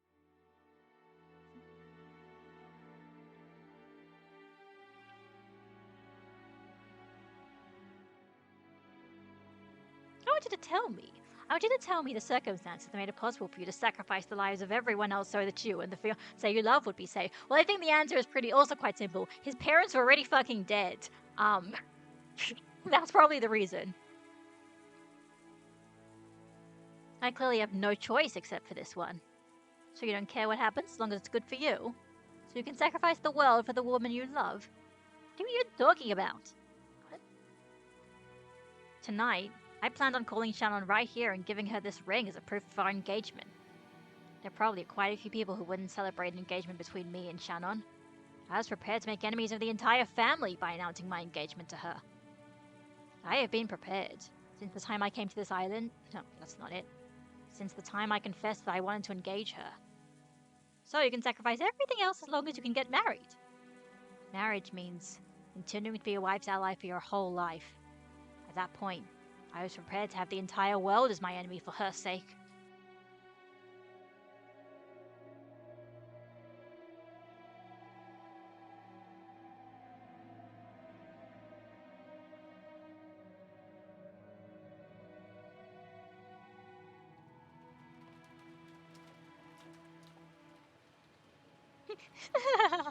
What a courageous answer. I see. If I really think about it, this was an easy decision for you. After all, your parents were already killed in the first Twilight, right? By now, there's no one whose death would trouble you. I see. Truly an easy choice.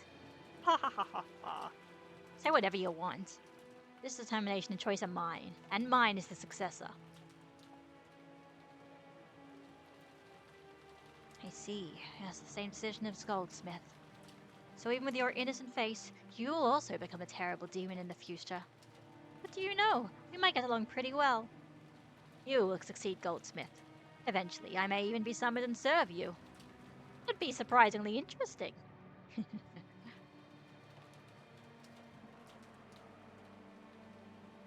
I'm prepared to inherit the headship right away.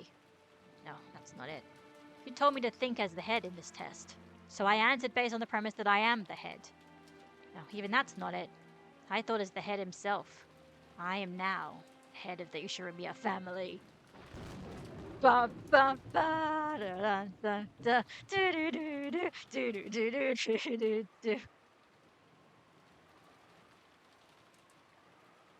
Arthur and Maria's tests remain, but I've got a good feeling that you'll pass. But only if that is your true, unexaggerated answer, you see. Do you doubt my resolve?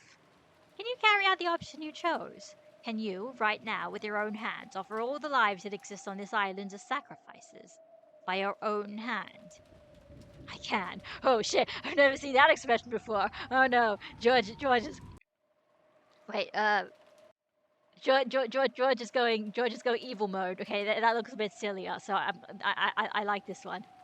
I said I was prepared to do so several times. Then return to the guest house right away and kill Battler and Maria. When that's done, I'll bring you the other hostages. Execute each of them except Shannon before her eyes. You can do it, right? I can. My resolve's on a whole different level from yours. Then carry it out. Death for them all! Complete this blood-tame ceremony as the new Ushirimiya family head! Understood. I'll carry it out. I'm already the Ushirimiya family head. What's going on? That's interesting. I mean, okay, this is honestly not what I expected because, you know, you put them together and made them do the same question, and there's like the one noble answer, so you kind of assume that they're going to choose the same option, the noble one. But nope. I guess is George actually going to murder them?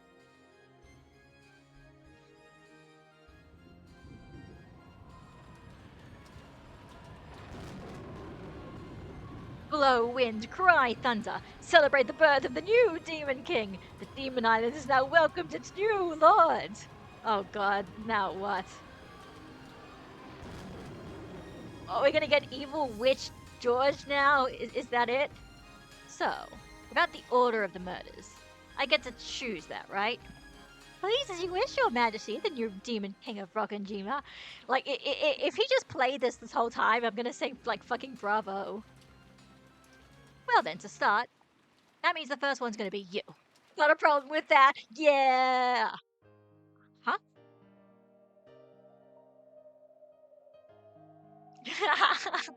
That's cute. And then the wind comes and blows out his coat, billowing behind him. Now he looks like a true, like, fucking wizard.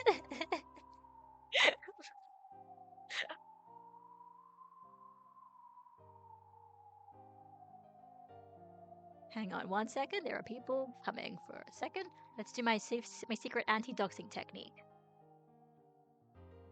Hello.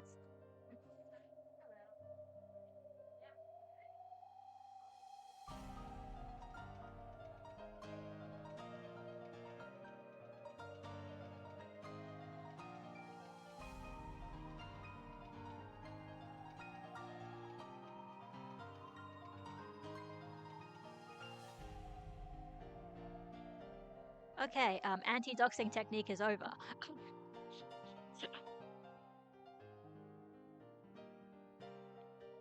Nah, I think everyone. No, I think the witch is a state of mind. It's not a gender thing. This is so fucking stupid. I mean, especially just because, like, also this just kind of came out of absolutely nowhere. Like, George has had zero focus this timeline. So for him to suddenly demand that, like, I am the new Demon King head, that's incredible. Does he get a new outfit? That's the question. Even the lives of the entire Ushirimiya family are now part of my fortune. Reparations will be made for the damage that's been done, and it won't come cheap. You didn't seriously think you could take my parents, Aunt Natsuhi, Uncle Rudolph, Aunt Rosa, and Genji-san's lives and expect me to overlook it, right? Oh, oh, impertinence.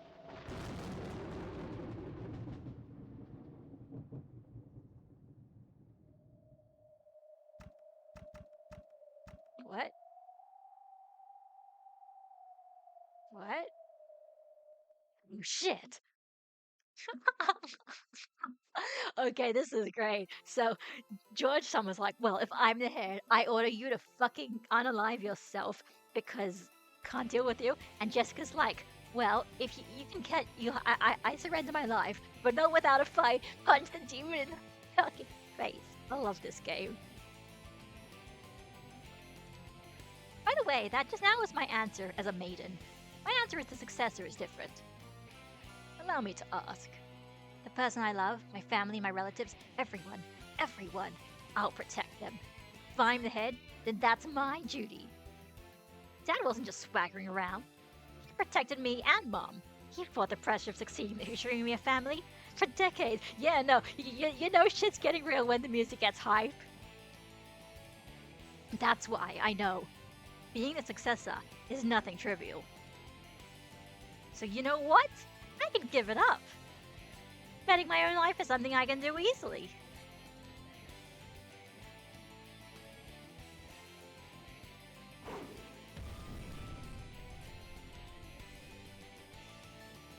She had Brass knuckles? Oh my goodness. If Dad lost his qualifications to be the successor, then I, the next in line, will succeed the headship.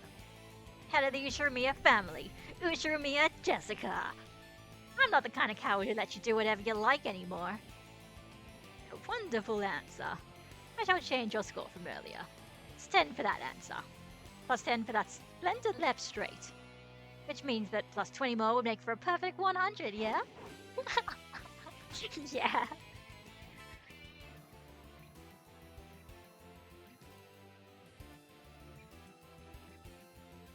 I, Renove, will test to see whether your resolve is worth full marks. Understand? Shut up! Shut up! Come at me, bro! Come into the abyss. What? What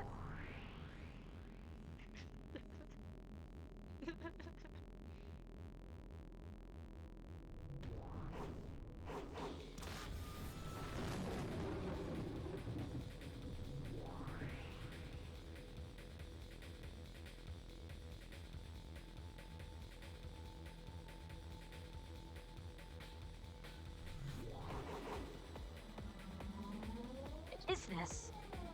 Welcome back!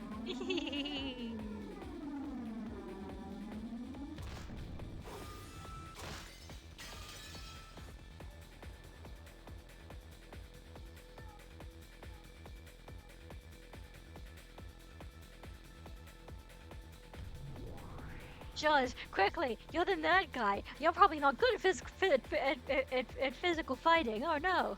What are you gonna do? Take this and reflect. The abyss ends with a single strike. Die.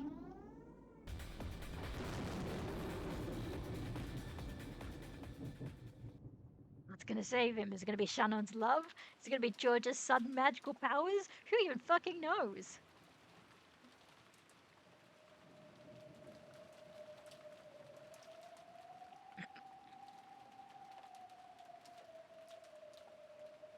I'll admit it.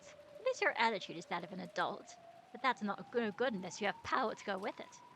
Did you know? They say you need 3 kinds of power to rule this world. The first one is influence. The second is wealth.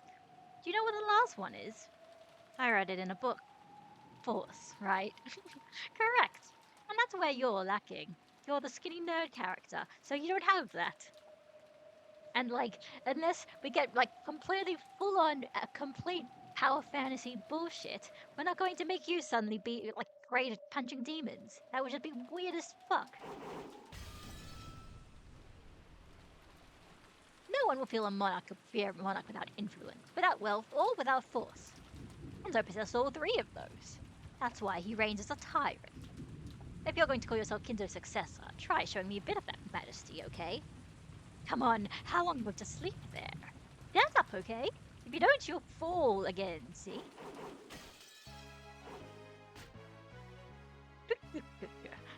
Oh shit, more new music.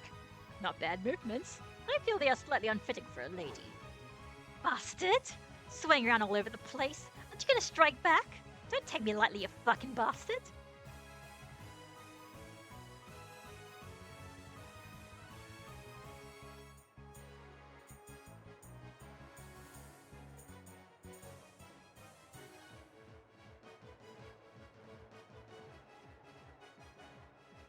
Oh, boxing with just your arms makes you but half a fighter. Your arms must be like the hot roar of a lion, and your legs must be like a cold snake closing in on its prey.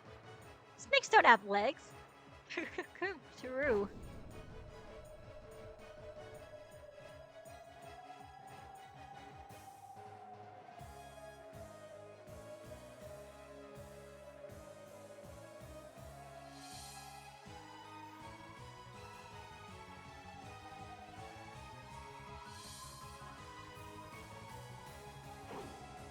Whoops. Oh, when did... Looks like I finally cornered you, right? Where is everyone being held? Where's that damn geezer? You tell me everything, and I'll let you out with nothing more than plucking that mustache off. Got it? That would be a problem. It does take me an hour every morning to set this. Once you're in a cast, you won't even be able to do that, right? Whoops.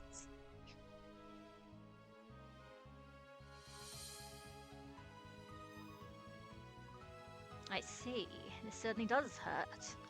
Here's my last bit of advice. Try and apologize. That I cannot do. It will ruin my image. And just crumple. Rapid fire!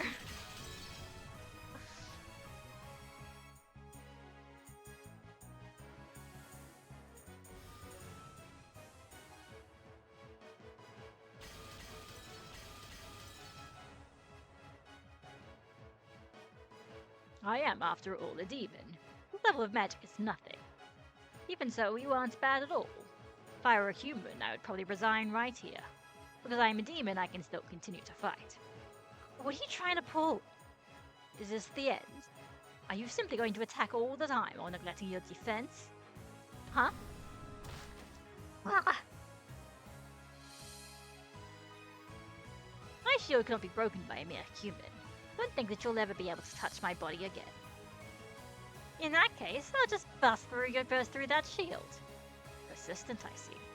Yes, a truly fitting spirit for the successor. Perhaps I'll be your opponent for just a while longer. This is also part of an examiner's role. Break! Ah! Alright, George, when do your superpowers come out?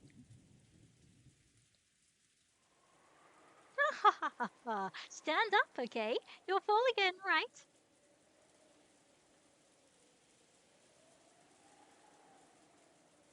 Beg for your life. What you're doing now is the same as the fourth option of choosing nothing. You chose the third option, right? If you get down on your hands and knees and apologize, I'll forgive your rudeness towards me. Then I'll guide you to the dungeon. There, for your beloved Shannon and your own powerless life, you will kill the other hostages, one by one. You can do it, right? You did boast about having that resolve.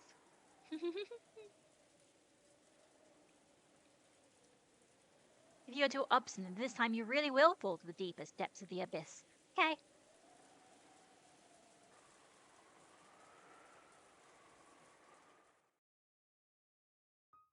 George-sama, that's enough. Someone like me. Nei-san. If you didn't like me, you wouldn't have to fight with anyone, right, George-sama? Then please abandon me. Please forget me.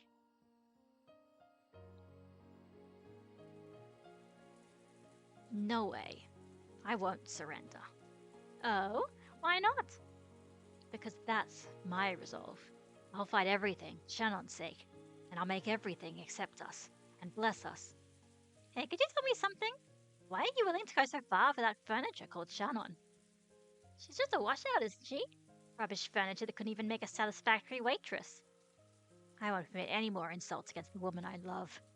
So what are you gonna do about it? How could a weak kid like you resist me? Loving someone is strength.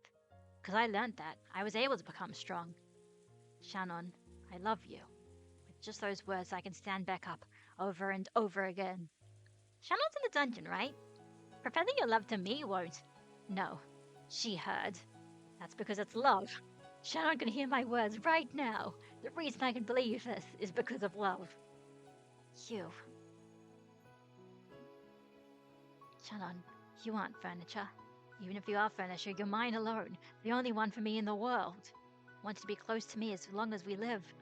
I need you for all eternity. George-sama. I'm jealous. You surpassed my husband in smooth talking. That's youth for you. The strength of love? And why are you so weak, boy? Does that weakness mean your love is also that weak? Even your love for your fiancé is weak. The way your parents died so quickly was weak. Everything about your life is weak. Shannon taught me about love and strength. If you're trying to measure my love towards Shannon by my strength alone, let me teach you about my love. So you say, I get it now. You're saying that the way you can still stand up after being kicked down so many times is the strength you received from Shannon. In that case, what did you receive from your parents, who got killed way too easily? What? No. This is... What? Sidekick. Nasal bone fractured. What the fuck? The thing I got from Mom was this kick. That's true. I think Ava does know how to throw hands.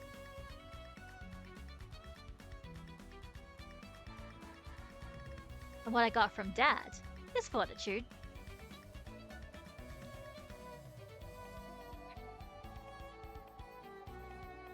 I recognize your violent method of declaring your intentions. I also see that you've slandered my fiancé and my parents' honor. And you have no intention of taking back what you said, yes? You. I now understand your attacks more than enough. So maybe it's about time. Time to start fighting back. Quit prattling, foolish boy.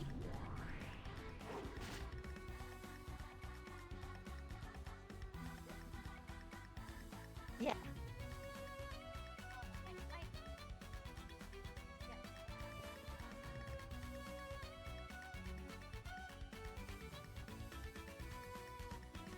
Anti-doxing techniques complete.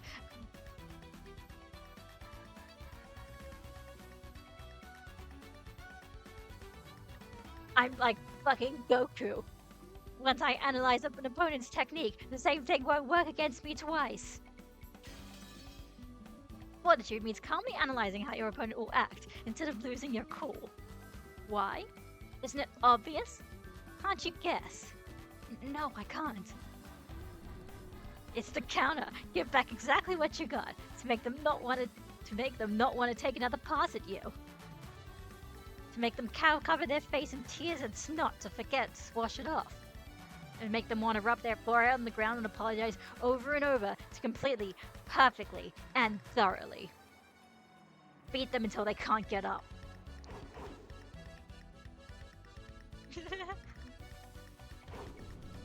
That's roundhouse. Jaw fraction.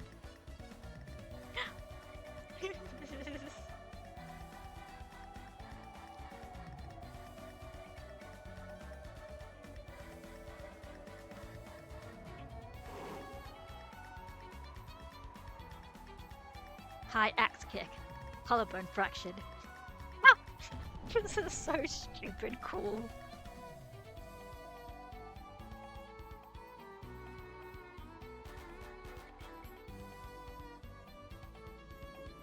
This guy's stronger than me at close range? I need distance.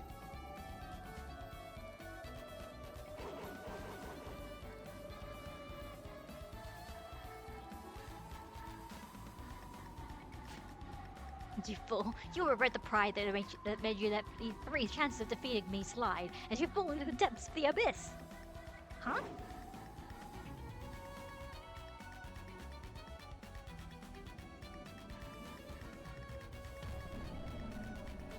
Marticom Martello. Abundance of the eye, fractured with fist strike. First strike. 3 will contend with the second strike.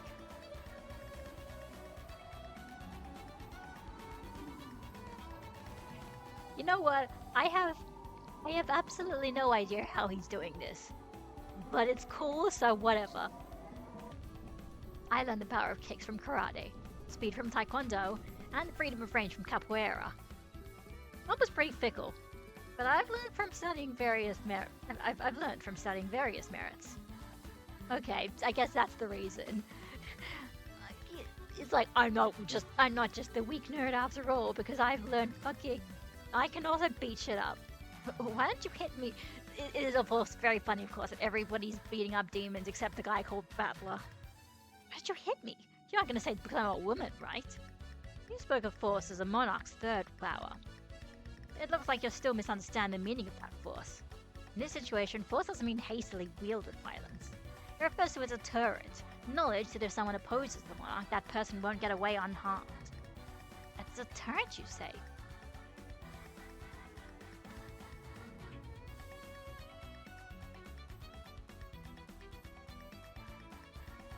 You said it yourself, right? Force is the power to control.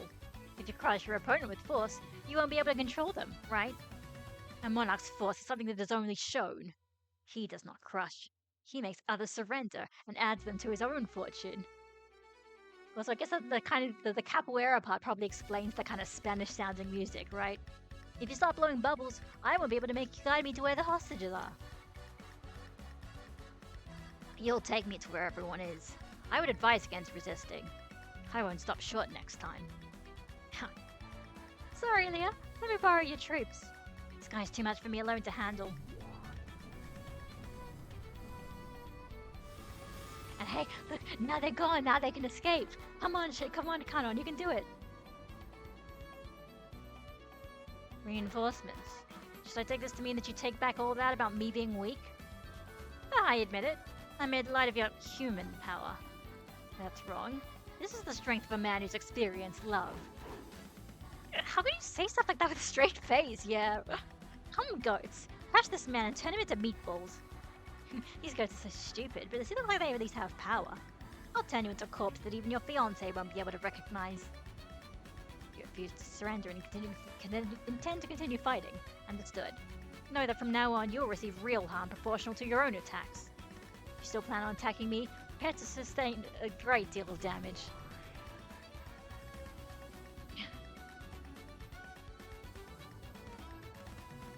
Magic? Why does this guy have a defensive barrier? That's also counter-attacking type? Is this what you meant by deterrent?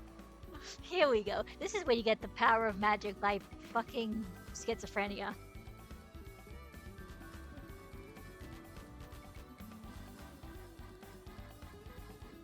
So it's the power of the Witch of Certainty, right?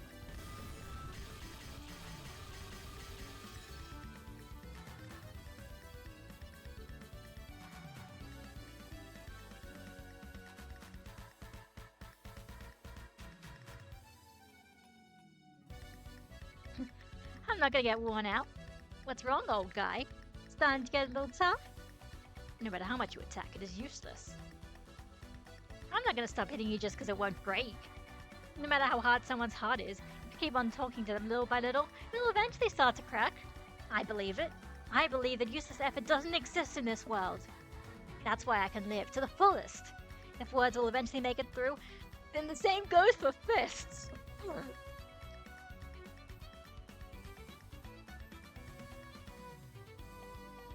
Give up isn't written anywhere in my dictionary.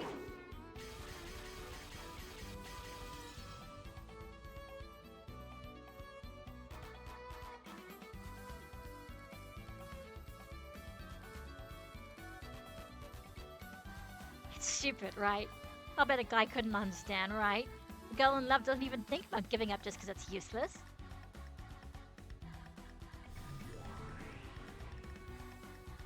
This is not good. Enchantment, is it? This permeating upgrade will be troublesome.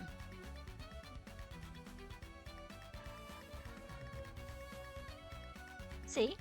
Nothing useless about it. Looks like my fists are making it through. Guard your arm, old guy. Seems like I'll have to get a little more serious. It appears it is as you said. In this world, nothing is useless. That's right. If you give up because something's useless, that's when your life ends.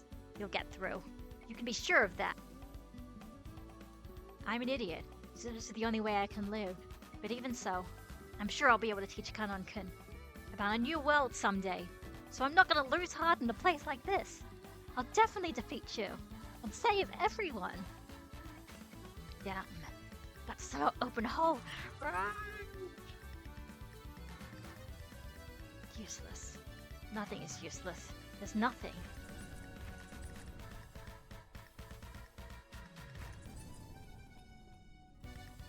Stop it, it's impossible, Cross-san. There's nothing we can do with our bare hands. If you give up because it's useless, then it's all over. That's what my daughter said. Even if my body won't fit, as long as a small person like Shannon and Kanon can make it through. Now that we've reached this point, action is more important than racking our brains.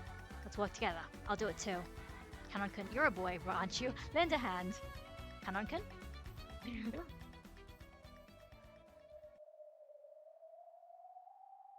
Cross-sama, please stand back. What? What are you planning? Okay, Nei-san, just one more time. Let's try struggling. Yes, I too will struggle one more time. No, not just one more time. Over and over again.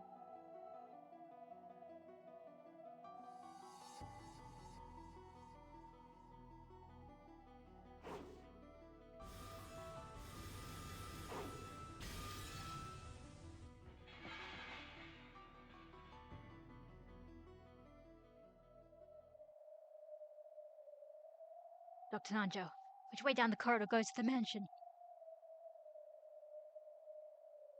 Let's go, Kraus-sama. Virgilia-sama will notice us any moment now. What in the world are you guys? We're human. Virgilia-sama! Response from the lookout web! It's a jailbreak! Code guards aren't there for some reason! What? Why? It's garb, isn't it? Taking someone else's summonings without asking? Requesting permission to fire the escapees. Do it! Kill them! Get! No!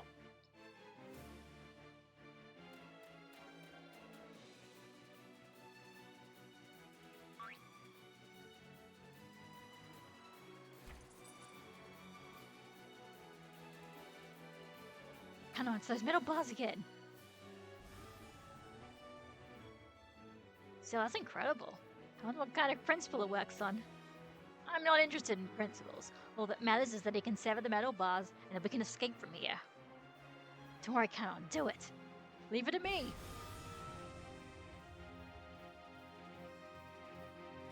What's this?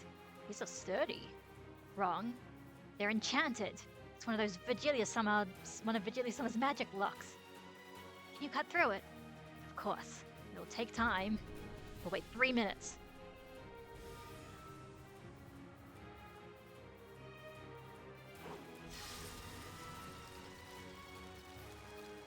Kraus-sama, you've been targeted by the enemy. Please move back. Huh? Pursuers? Please get behind me. They're aiming for you.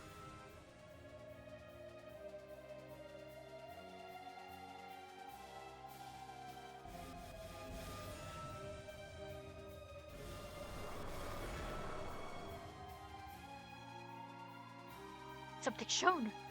You can't block the golden arrow with a shield. Kanonkan, interception stance. That's Link. What the fuck does that mean? Gatekeeper, understood. It's been a long time since I fought with you, Nason. Don't screw up. Yeah, I'll be serious. And there's no problem.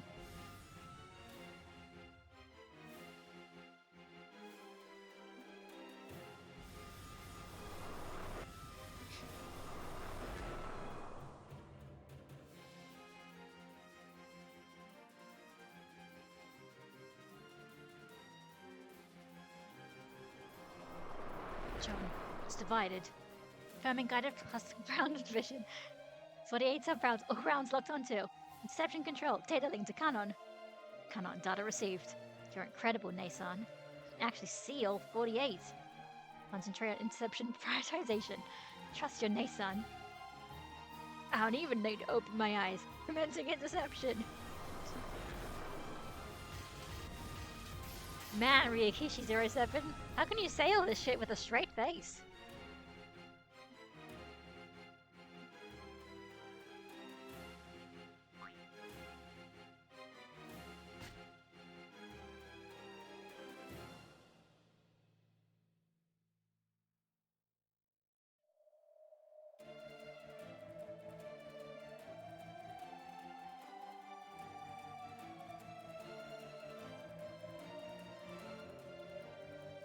Canon could initiate spirit particle combat countermeasures.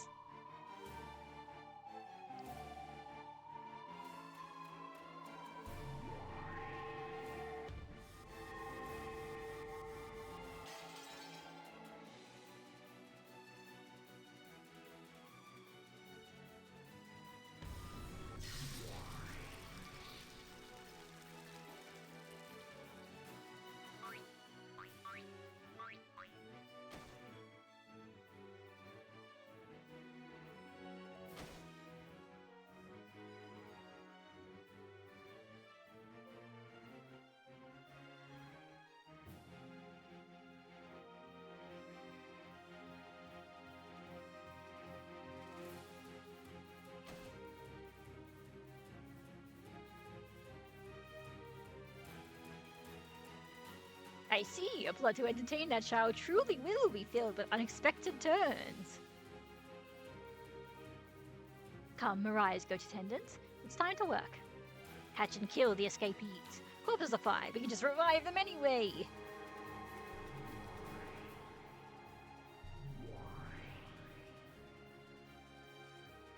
Come now, hurry. There are 5 escapees, so the 5 versus 5 if you win. It'll be a wonderful prize. Give it your all. Give it your all.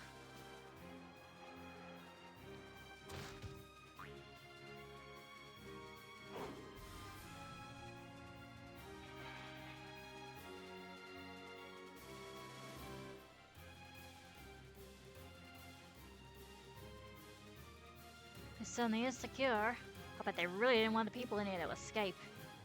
Oh, sorry, I have to ask you again.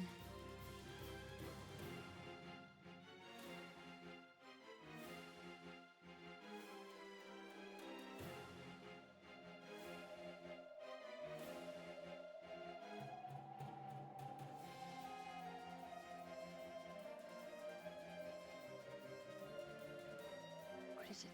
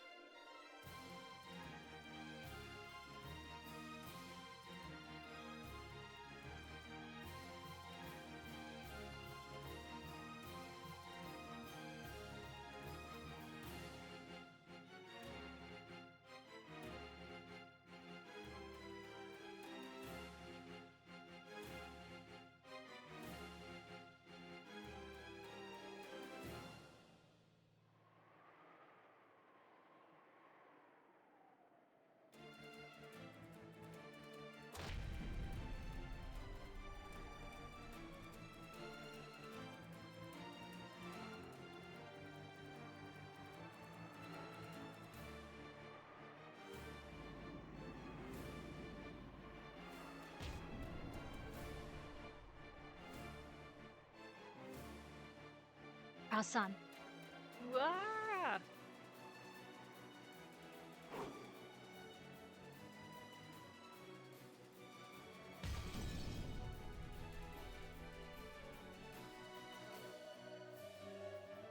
Are you okay? Please don't rub the affected area. I'll first grab some medicine later. Take care.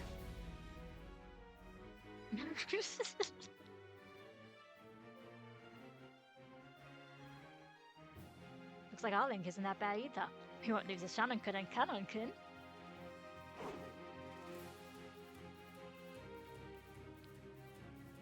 You really are a good wife. That Rudolph must have grumbled a little too much. Ooh, tell me about it later. Rudolph's son, suddenly turning pale in heaven. Won't you do any good, okay?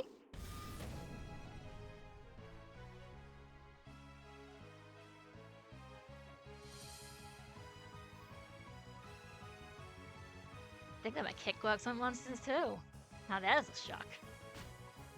It's because of your counterattack style barrier. The attacking power that grazes you is added onto your own. Your kick has been supplemented by those monsters' superhuman strength. Oh? I don't really get it, but isn't that just perfect for me? No matter who attacks me, they should be prepared for a counterattack of equal measure. Not aggressive defense. That's my policy.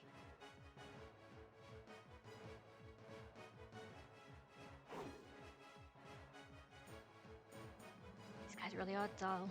When your power's even, it's always an advantage to have a smaller build.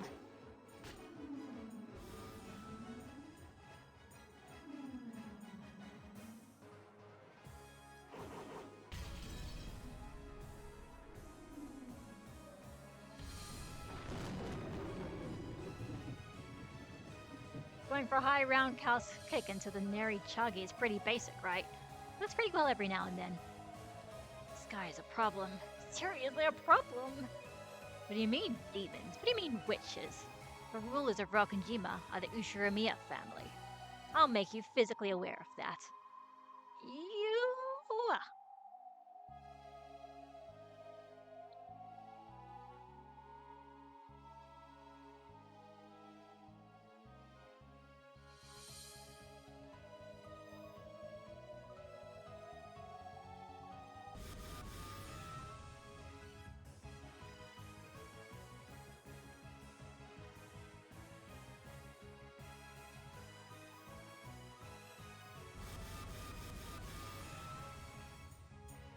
What's wrong? Starting to get tired? You're getting all slow. No, your movements and thoughts and kinetic vision have been rapidly enchanted. My movements have not changed from the beginning. Your movements are beginning to catch up to me. And you still won't fight back? This is my style. However, I cannot allow it to continue at this rate. It's about time for me to get serious and end this.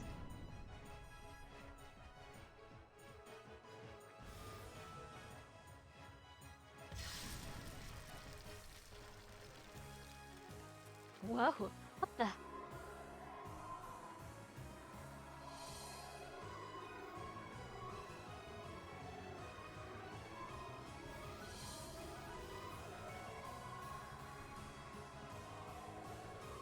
Is this what you call serious? No problem, I'll break right through it. I will not let you this time. This wall is somewhat different. Here, allow me to enchant it as well.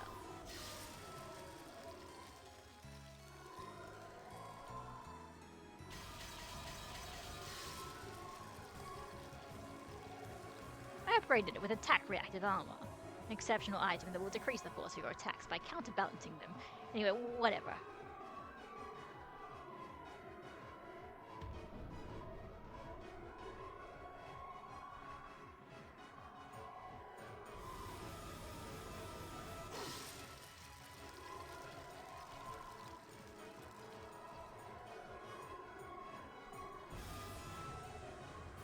How are you done yet?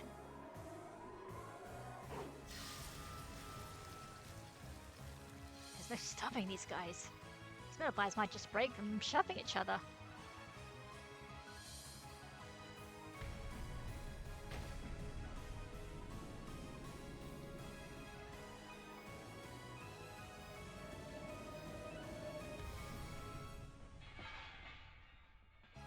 Quickly! Kyrie-san, ladies first. You go next, Dr. Nanjo.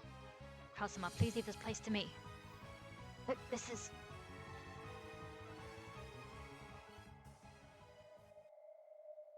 Sorry. We've entered Vigilius, a spirit particle area of influence. Our magic power has been neutralized. Oh, how dare you resist me this far? I was called the Great Witch. You can no longer use your magic in that underground passage.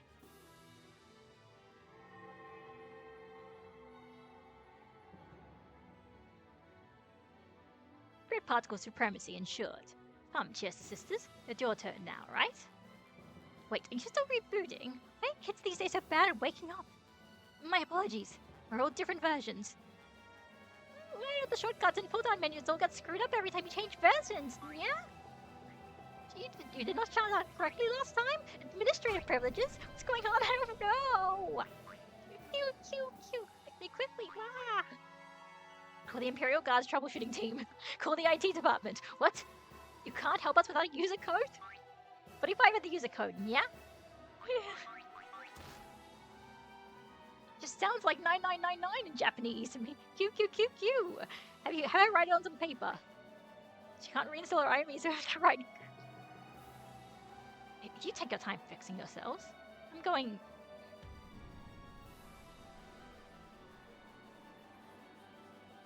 What are you doing? Huh? You want to go first because you want the prize. You're getting in each other's way because you don't want the other go steal your prize from you. You stupid goats! I'm going, so make way. Virginia Summer's trying to steal your prize. You're standing arm in arm. When did this... Oh my goodness.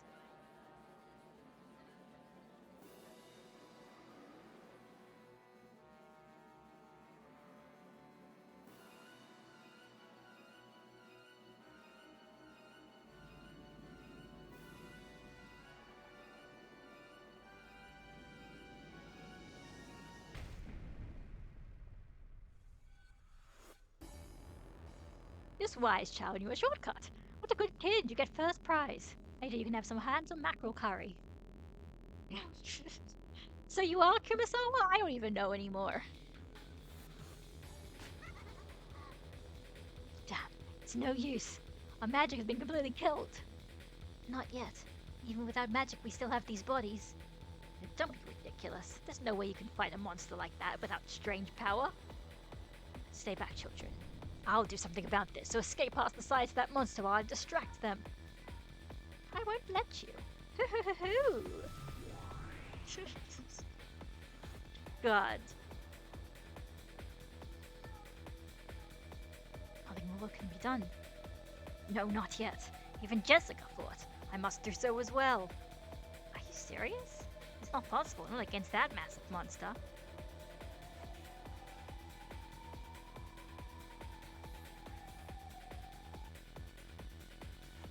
My, Kraus! You had to fight this child alone. You never know. In a fight, it's always possible to get an unlucky shot. Oh, you think you can win even with a fluke? Allow me to explain it even once, so blissfully unaware of his place can understand. What? Oh, if you were to wield 100% of your strength, your power level was at most 6. In comparison, this child has a power level of 1,000. I am very much Frieza.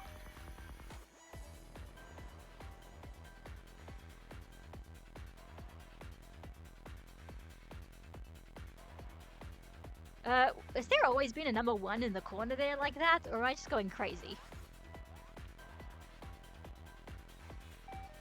Oh yeah, no, that's real. Okay.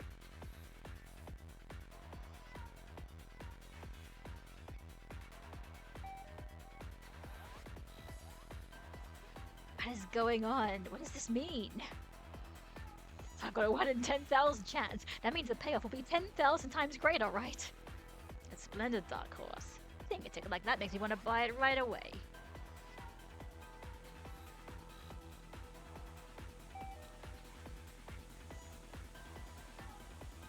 This child will fight. She only lives left. Oh my goodness, she really is Frieza.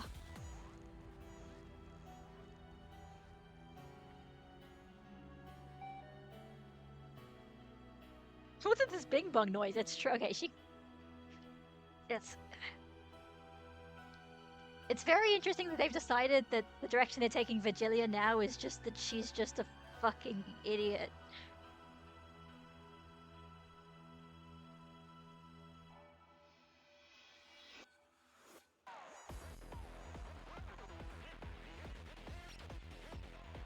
But there's no way that would work out.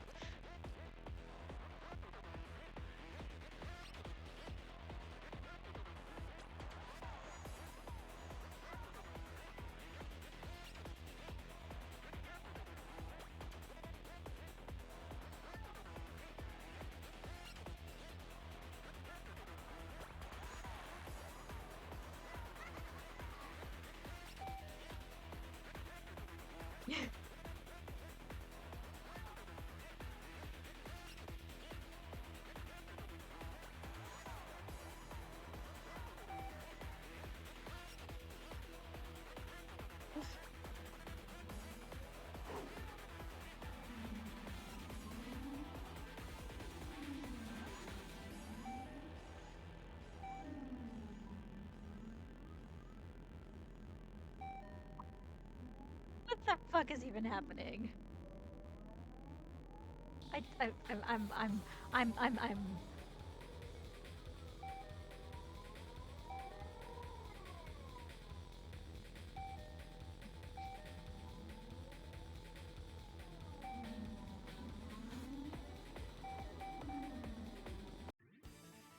Ah, no! Stop tripping all those loser flags! Okay, that's what it is. You can't handle that punch, dodge it! You fool, Vigilia. Looks like you failed to make a calm and rational decision. You mustn't take that punch! Get aside!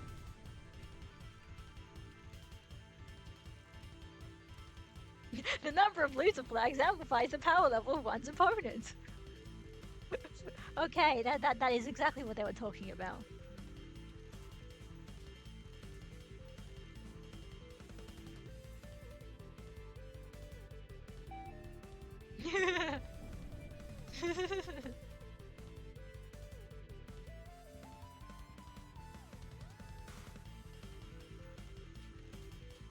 Ah, I see. Even with 20 loser flags, that's not enough.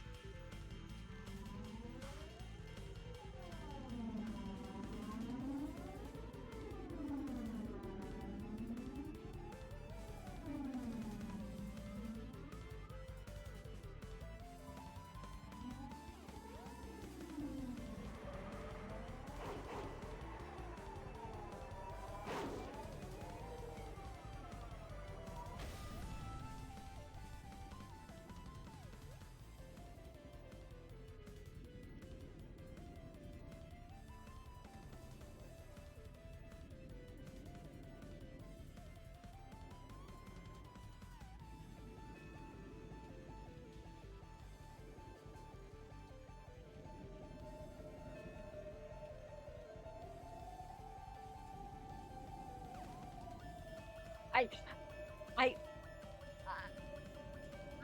I don't know anymore. I am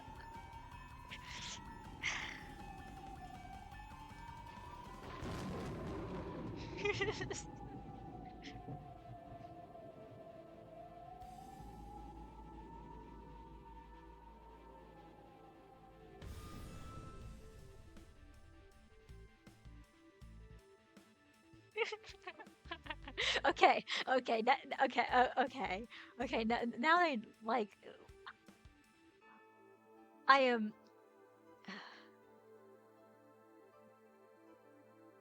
Uh, oh my goodness, I just can't anymore.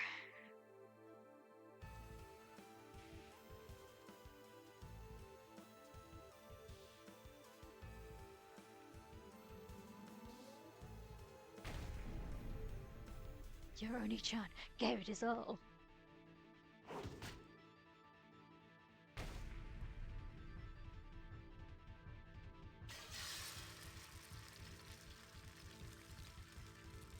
Don't take it personally.